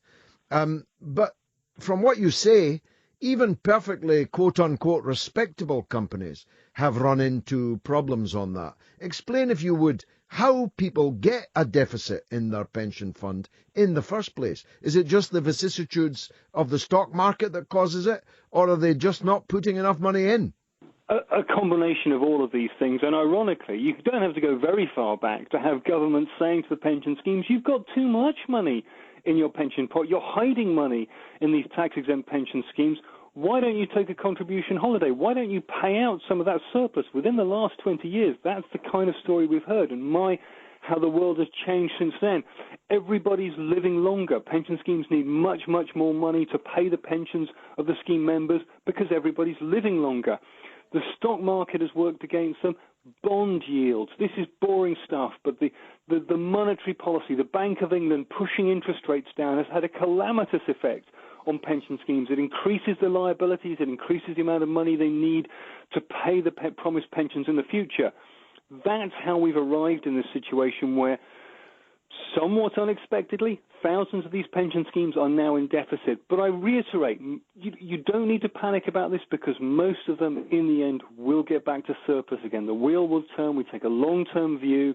These things operate over decades. For most people, it's going to be okay. And underneath all of this, sitting behind it, is the Pension Protection Fund, the lifeboat scheme with some tens of billions of pounds of assets to pick up the pieces when companies do go bust and to make sure that pension scheme members do get the promised pension benefits. Final question then, Tom. Yeah. What's the timescale here? When should we book our trips to Monaco to get those selfies as the yachts get seized by the bailiffs? Assuming that Sir Philip doesn't have a road to Damascus conversion and decide to get his checkbook out and write a check for several £100 million, which is what's going to be needed to solve this situation. Assuming that doesn't happen, probably not 2017. These things happen slowly. It could take another 1, 2, 3 years yet before the courts finally resolve it all. The only winners in all of this, the lawyers. Tom McPhail, you've been really helpful, pensions expert and head of retirement policy at Hargreaves Lansdowne, helping us through the labyrinth, actually, of the pension situation in Britain. 5,000 out of 6,000, I think he said, of the pension schemes are in deficit, though he also adds that there's no need to panic in most cases because things will be put right. Tell me what you think about all this. Do you think Sir Philip should be made to pay? Can he continue to go around calling himself a knight of the realm? Hasn't he cheapened the currency of that? 0344 499 1000. That's the number to call me here. George Galloway standing in for James Whale. Big Georgie Galloway's back on the radio. Galloway, celebrate. The mother of all talk shows with George Galloway on Talk Radio. 0344 499 1000. Now Simon Brian Anderson has tweeted, anyone condemning Merkel after the horror in Berlin are now being labelled far right by the BBC. Well, you see, these days of just labelling people and calling them names as a substitute for arguing with their point of view are coming to an end, thank God. Manpreet Sambi says, why is Frank Field an enemy of yours? How long have you got, Manpreet? I've only got 40 minutes left on the show. Marie McFarlane says, I wonder who built Green's yachts. Someone close to the SNP has this business and also owns Go Compare. I can't imagine who you're talking about, Marie. Now, Guy in Stoke-on-Trent is on the line. He's always worth hearing from. Guy, go ahead. Yes, hi, George. It's a question reference the Labour Party Christmas party. Oh, yes. I've read various accounts that the members there were disrespectful to Jeremy Corbyn and his team, and he left in a huff, stormed out. And then I've read other accounts that this actually didn't occur. So have you picked anything up down there in the big smoke to substantiate one way or the other? Well, one part of the story is absolutely true, and why would it not be? And the other is absolutely untrue. Jeremy Corbyn did not storm out of the Christmas party. In fact, he left to go and spend time with Paul Weller, which is a much better use of his time, to be honest. Paul Weller and a big audience of people in support of Jeremy Corbyn. So he didn't storm out at all. He's not the type of man who storms out. In fact, he's stoic in the extreme. He's capable of sitting there whilst these trash hurl abuse and insults at him. He's capable of tolerating that all night, far longer than I would, I must tell you. But the first part of the story is absolutely correct. And why would it not be? These people who have made his life a misery for his temerity in being elected in 2 landslide victories as Labour leader were extremely rude. And why wouldn't they be? Most of them are trash. I mean real capital T trash. They did play Things Can Only Get Better. Some of them did shout, "We want Tony." Others of them did post messages and exchange messages that were deeply insulting to their own leader. Especially I single out that balloon that masquerades as the only Labour Member of Parliament in Scotland. Murray, I think his name is. I forget his first name. He's a complete nobody. But he's not only betrayed Labour, he's betrayed Scotland by refusing to sit in the shadow cabinet, leaving Scotland without, for the first time in history, a shadow Secretary of State with a parliamentary seat in Scotland. He was amongst the most insulting. And that wouldn't surprise anybody, Guy, because that's the kind of trash they are. Yeah, I'd like to see Jeremy deal with it somehow. I don't know what he can do, but I sometimes feel he's kept his powder dry for so long. He's got to react and take it and try and tackle it and deal with it. I think if he did that, his ratings would also improve, I think. Well, I mean, the only point in keeping your powder dry is so that you can best or better fire it at some point. There's no point in keeping it dry if you never use it. Yeah, I mean, I thought about it, and I don't know how we can combat it other than, face to face with them or have it out. I know that the election of those MPs is done by their own constituency parties. If I had my way, I would, the constituency parties, they would elect people who were with the constituency party feelings and beliefs as opposed to someone who seems out of touch. But of course, I don't think you can even go down that line. Well, Jeremy's main problem is that he does not control the national executive of the party, and they have enormous power. Nobody ever bothered about them very much before, but now that there's a leader that hundreds of thousands of Labour members want to do certain things and go in the right direction, they are using their power, abusing their power, to thwart him at every turn. But that too has to be confronted.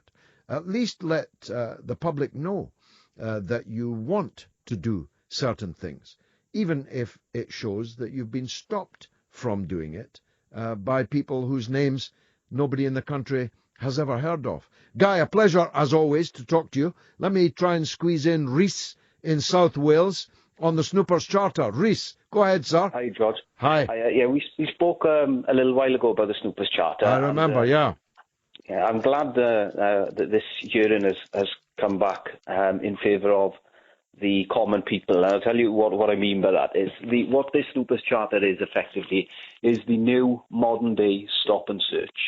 So they collect all this data and they will stop and search whoever's profile they don't see fit. So if your name doesn't have the right sound or doesn't have the right ting in it, or you have too many M's or maybe a or what have you, then that's what this data will be used for. Now, I don't have a problem with the technology. My problem is how, when, and where, or who, when, and how this technology is executed. And the way that they've planned it out, it isn't going to be, let alone effective. But the reliance on some police forces in the UK, they've got a bit of a shoddy reputation. Well, that's right. Some of them beyond shoddy, non-existent reputation. I'm thinking of the South Yorkshire Police in particular when I say that.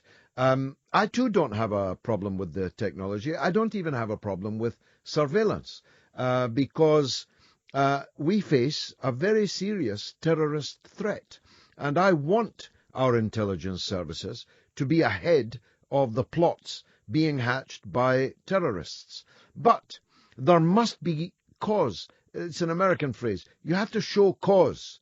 You can't just listen to every telephone call in the country, apart from the fact that that is, without an army of many millions of snoopers, physically impossible. You can't keep everybody's emails, everybody's search records, because the vast majority of people are not involved in terrorism, have no intention of being involved in terrorism, and would never dream of it. And yet their emails, texts, search records, just contemplate this, everyone listening. The state now knows and can keep everything you have ever looked at on your computer. I'll leave that there. Rhys, what do you say? Well, and that's really got to sink in. This is an enormous amount of data. They capture every keystroke your index or your thumb is punching into your mobile phone or on your laptop or your computer or your iPad. And the IP address located to your computer is your home address. They know every single thing that they do. And it's not just them. It's the operating systems that are allowing you to browse the internet. They also capture every keystroke, every little bit of information. The biggest search engine in the world collects an enormous amount of data. If you've got a Gmail account, go in there and have a look at your settings, and then you can see everything you've ever done almost. And they would no doubt hold a little bit more on you as well. But yeah, the technology is fantastic. It's an incredible achievement. But to put it in the hands of government is, to me, a backward step. And when you collect that much data, there will be a breach. At some point, there will be a breach. Sure, there will. All these things get hacked. They get left on by Yahoo, isn't it? Yeah, they get left on CDs in the back of taxis or on trains, or they can be maliciously used to blackmail people. For example, by the security services. They can come along and say, I saw that you were looking at this and that. Would your wife fancy knowing that? Well, if not, here's what you have to do. I mean, the potential for malignant misuse, is enormous. Yeah. Well, that's the situation you've just described there has been reported in local newspapers in South Wales fairly recently, where the misuse of information by members of a police force or somebody inside a police force has been used in that manner, where they've extorted people, and that isn't at all right. But the worrying thing is that so much data is collected, and these are not going to be CDs. They're not going to breach like that. That's old school now. The people. There's kids, 19-year-old kids, from the South Wales valleys who have breached TalkTalk, who have breached Sony, and goodness knows what else out there. It's only a matter of time before these individuals are going to attack. And I'm not going to say capable, because they are capable now. It's only a matter of time before they move focus and then try to change something in the direction they want to do, and then they're perceived as being lawbreakers or what have you in the eyes of the government. Well, people are being deported to the United States to face charges of hacking American institutions, the Pentagon, the CIA, and so on. Rhys, that's been fascinating talking to you. Thanks very much for that call, Rhys, in Carmarthenshire in South Wales. We'll be talking to Jim Killock from Open Rights Group, which is a digital rights campaign group, after this. Listener comrades of the world, unite! The mother of all talk shows with George Galloway. On Talk Radio, we'll get you talking. Now, we heard it was a great setup, actually, from Rhys to the next part of our discussion with Jim Killock, who's the Executive Director of the Open Rights Group, digital rights campaigners. And the story arises because the Snoopers Charter has been dealt a body blow after the European Court of Justice ruled that indiscriminate government retention of emails is illegal. We better hear more.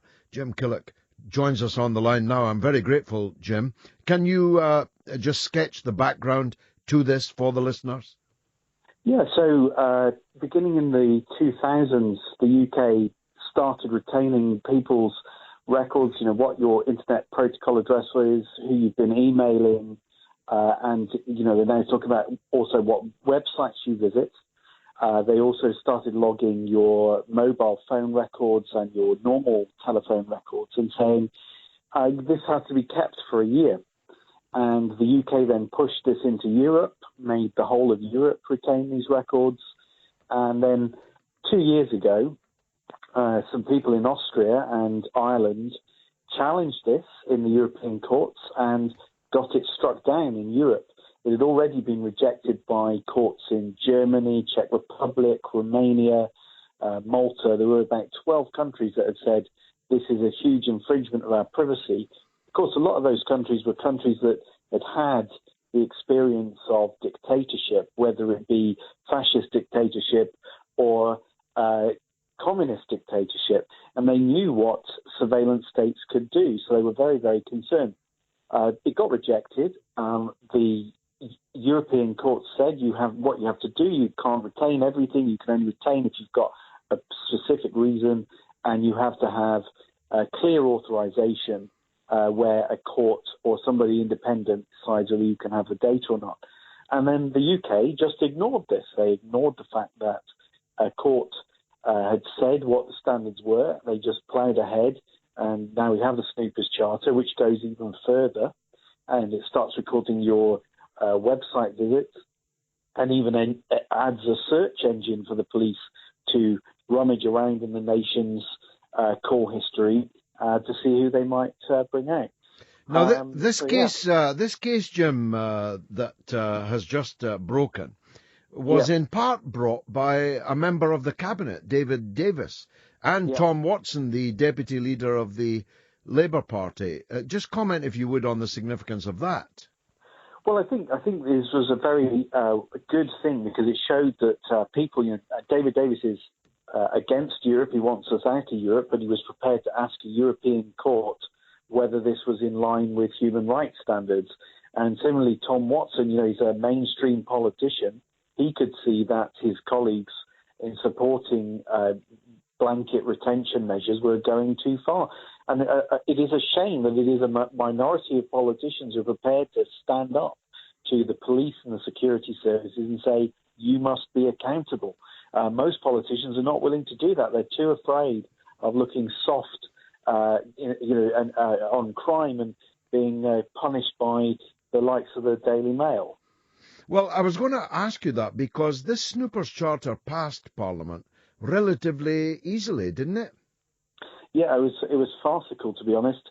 We'd explained that it was breaking laws. We explained that this would get challenged and thrown out in European courts and in Strasbourg, the European Court of Human Rights. We said it would not stand, but, Andy Burnham and other people on Labour side, as well as Theresa May on the Conservative side, basically thought it was all fine and couldn't see why we were complaining. And that, I think, is, it's all about not wanting to tell the police that, they really ought to be a bit more careful, and maybe they ought to ask a judge or something before they start getting people's records. So what happens now, Jim? Can the government just ignore this reverse in the European Court? What powers of implementation of this decision does the court have? Well, very strong, actually, because the UK court will now have to decide whether these instructions from the European court have been met in future legislation. It means that the UK courts can now simply say, no, this is not right. You haven't managed to do this. You haven't done independent authorization, or you're retaining too much data.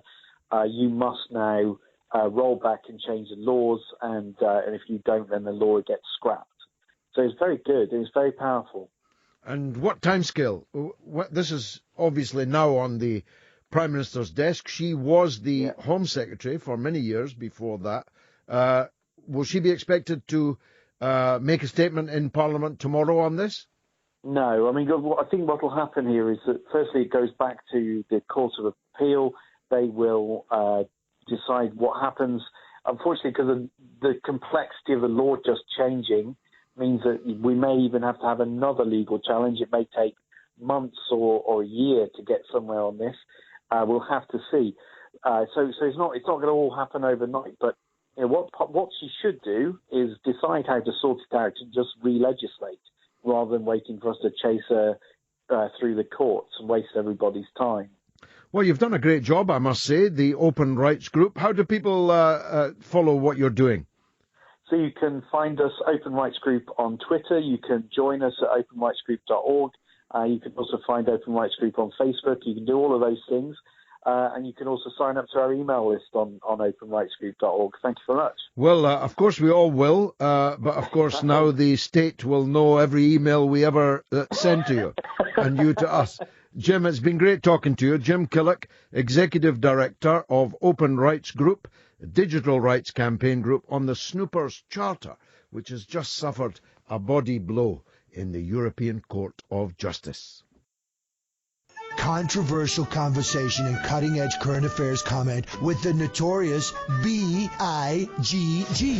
The mother of all talk shows with George Galloway on Talk Radio. Listen, this guy's a nightmare. He's not a great guy, folks. Now I'm in for James Will again tomorrow night and back on Friday night with the actual mother of all talk shows. So every night this week on Talk Radio at 7 p.m. Now, we've been talking about a whole number of things tonight. It's been a fantastic show, I think. I hope you agree. Pete is in Sheffield. He wants to talk about the Berlin attack, and he's most welcome. Pete, thanks for calling. Hiya, James. What it is, basically, the guy who they're looking for now, didn't they say that he's been on the, watch list since, for so long? Yes, they did. So, Andy was going to be deported, right? Yes, that's right. So, if you were going to be deported and he were on watch list, why couldn't they, just take him and put him in, a deportation, like a sightseeing? It's an utterly shameful failure of intelligence. That much is already clear. If he is the perpetrator, and we can't be certain of that yet, then it is utterly scandalous that he was free to carry out that act of mass murder. They say that the last conversation between the agencies about him was last month. They say that he was under active surveillance until September. Well, how they must wish now that they hadn't stopped in September. And if he was to be deported, why was he at large? Especially, as they say, he was in touch with some of, and I'm using their quote, the most notorious of Germany's Islamist extremist networks. Why does Germany even have Islamist extremist networks? Why haven't they broken them up? Why aren't they in prison? Well, you raised my point earlier on. Why were he at large to do what he done? And the fact is, he's got away with it, and he can do another one. Well, he's at large and armed and extremely dangerous, and that's because the idiot police officers seized a guy guilty of nothing other than being a Muslim with a brown face and kept him for 18 hours, told the world's media all his backstory and so on, and he turned out... 18 hours where they could have been going out finding the proper bloke who's done it. He could have popped over to Switzerland. 18 hours in which they now tell us his ID was sitting in the cab of the truck. What I'm saying is, it might be against human rights. Sticking him in a prison or something until he's ready for deportation. But no, look, it's not against human rights. If you've identified someone as being in contact with extreme Islamist networks, if you have decided that he is to be deported, if he's sufficiently dangerous that you're following him in active surveillance until just a few weeks ago. It's not a breach of human rights to say until you leave the country, you'll be under lock and key. Well, I agree. To be honest, I thought you would have disagreed, to be honest. No, I don't disagree at all. That's because you misunderstand me and you even think that my name is James. That was Pete in Sheffield. Thanks very much for the call. Let's hear from Dougie. I don't know where. Go ahead, Dougie. Hello, George. Hi, I'm in the West Midlands. Okay, mate. I'm not going to name the area I live under, but it's Labour controlled. Okay, go ahead. It's a total change of subject. It's regarding the homeless, right? The homeless, yeah. Yeah. We have been going out for the last 3 weeks, 3 nights a week, feeding the homeless, and the majority are Eastern Europeans. Now, where I'm going to shock you is I'm a UKIP voter, but not one Labour person has turned up to help and feed them. And this is where I fear I'm sick to death of being called a xenophobe, a racist. At the end of the day, regardless of my politics, I'm a human being and I've got feelings. The Labour Party have left them. They're freezing to death on the streets in Warsaw, mate. They're freezing to death. Well, who is it that's doing this admirable work of feeding the homeless people? Which organisation? It ain't an organisation. It's people off the streets where I live. We're having donations delivered to our door via Facebook, and we're trolleying it all up there in taxis and that. And we go on to Warsaw Market. We got a stall on there. And how? And the majority of the local Labour Party know this, but haven't joined in. Not interested at all. The one Labour councillor turned up last night. She didn't even bring nothing. She just turned up for the glory, and there weren't even no glory in it, George. Well, that's a pretty sorry story. I know that the Labour Party in Walsall is has a pretty poor representation in Parliament, more than pretty poor, actually, a rancorous and rancid representation in Parliament. But I'm disappointed to hear that the local members haven't showed up, especially as they're always telling us that those of us who oppose this mass increase in the labour force from Eastern European countries has to stop. George, I am not lying to you now. I nearly videoed it last night, but I didn't. There was literally people freezing to death in front of us. It's truly shameful, I must say. And if you can just tweet this out for me, please. If anybody's donating anything for the homeless, it's got to be waterproof clothing, because we handed out that many quilts and jumpers and this, that and the other, and we know for a fact they're now good for them tomorrow because they'll be wet. And what numbers are we talking about? How many homeless people are you seeing in this perilous situation? The last 3 weeks, I would honestly say we are feeding maybe 500 to 600. My goodness. I mean, we was cooking pork, turkey and everything last night to go. Well, we started yesterday to go and give them some sandwiches and that. But it's the clothing and that I'm worried about, George, to be honest.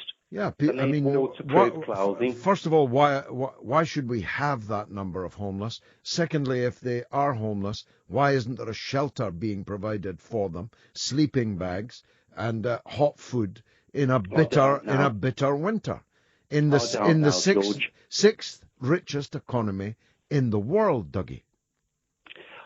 George, I've been going for 3 weeks. It's not just a Christmas thing with me and my me and my Facebook people that go and do it. But the shocking thing is, and I keep saying, it's not about politics.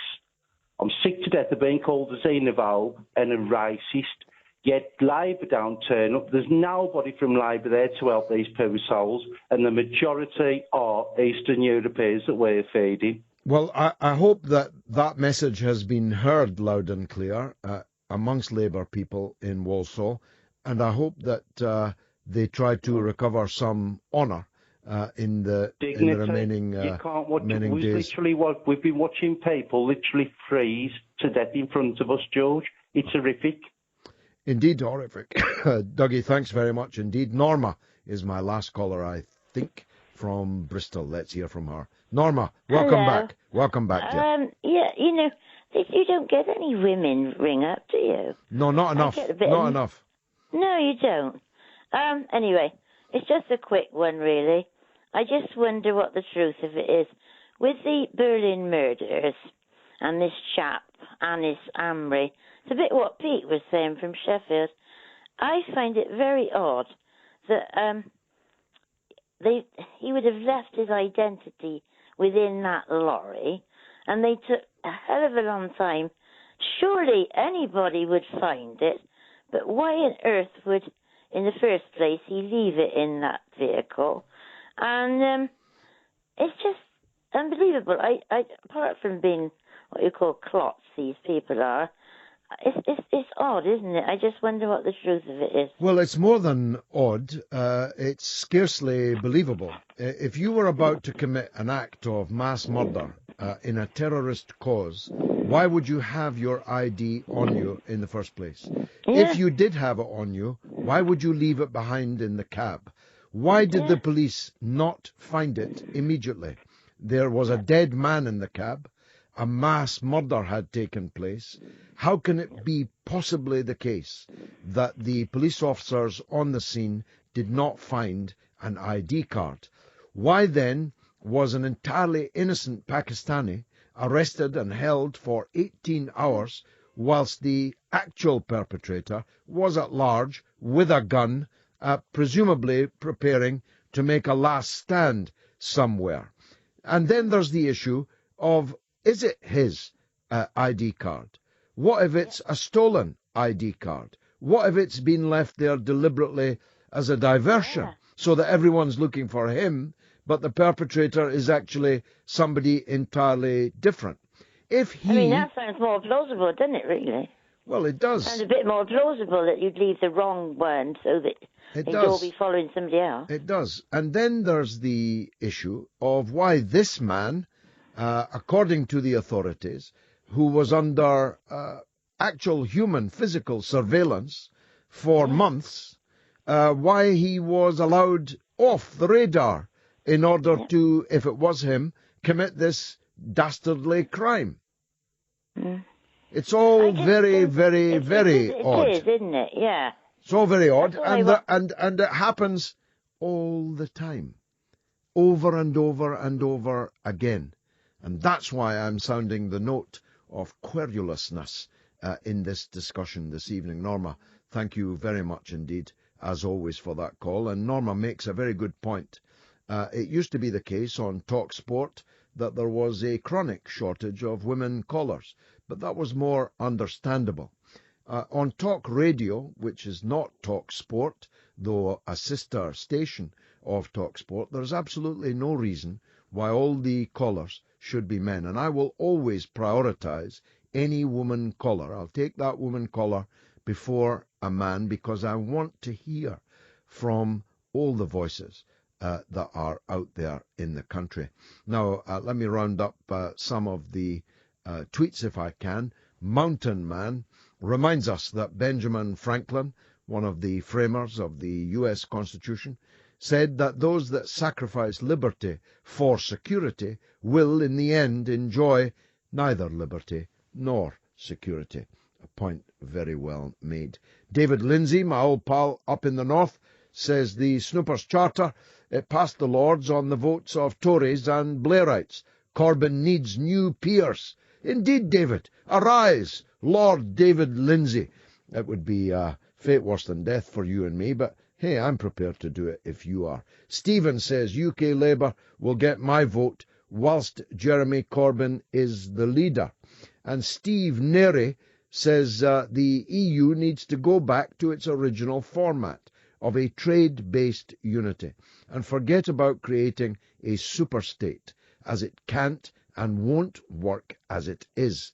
The diversity and totally different economic positions of the member states will never allow it to work. My thoughts entirely, Steve. And John sends a text. Fancy that. Ken having the temerity to call His Holiness Pope Francis the whore of Babylon. Would Ken be, by any chance, a regular season ticket holder for a well-known Glasgow football club, I had hoped sectarianism had almost disappeared. Obviously not. R.C. John, a staunch non-sectarian. Well, I'm afraid it hasn't disappeared in Scotland or in some other places too. And the temerity is all the greater when one considers that the present Pope, who celebrated his 80th birthday this week, is by most people's estimation, certainly mine, the finest Pope that we have ever had. His clarity and courage in confronting the many evils and sins amongst humanity, and especially amongst the powerful, is a lesson to us all. God bless and preserve him. Andrew Spears says, let Ken stand judgment on Sir Philip, using the joint 10 powers of the Antichrist conglomerate. Brilliant. I was, I must say, surprised to learn that so many European countries had crowned heads. I had hoped that the revolutionary era referred to earlier in another discussion had dispensed of many of them. My parliamentary hero, Charles James Fox, tabled a motion in the House of Commons congratulating the people of France on the execution of their king and queen, and looking forward to the day when the same fate befell all the crowned heads of Europe. I don't, of course, apply that to Her Majesty and Prince Philip, who've got heavy colds, and I wish them a very speedy recovery.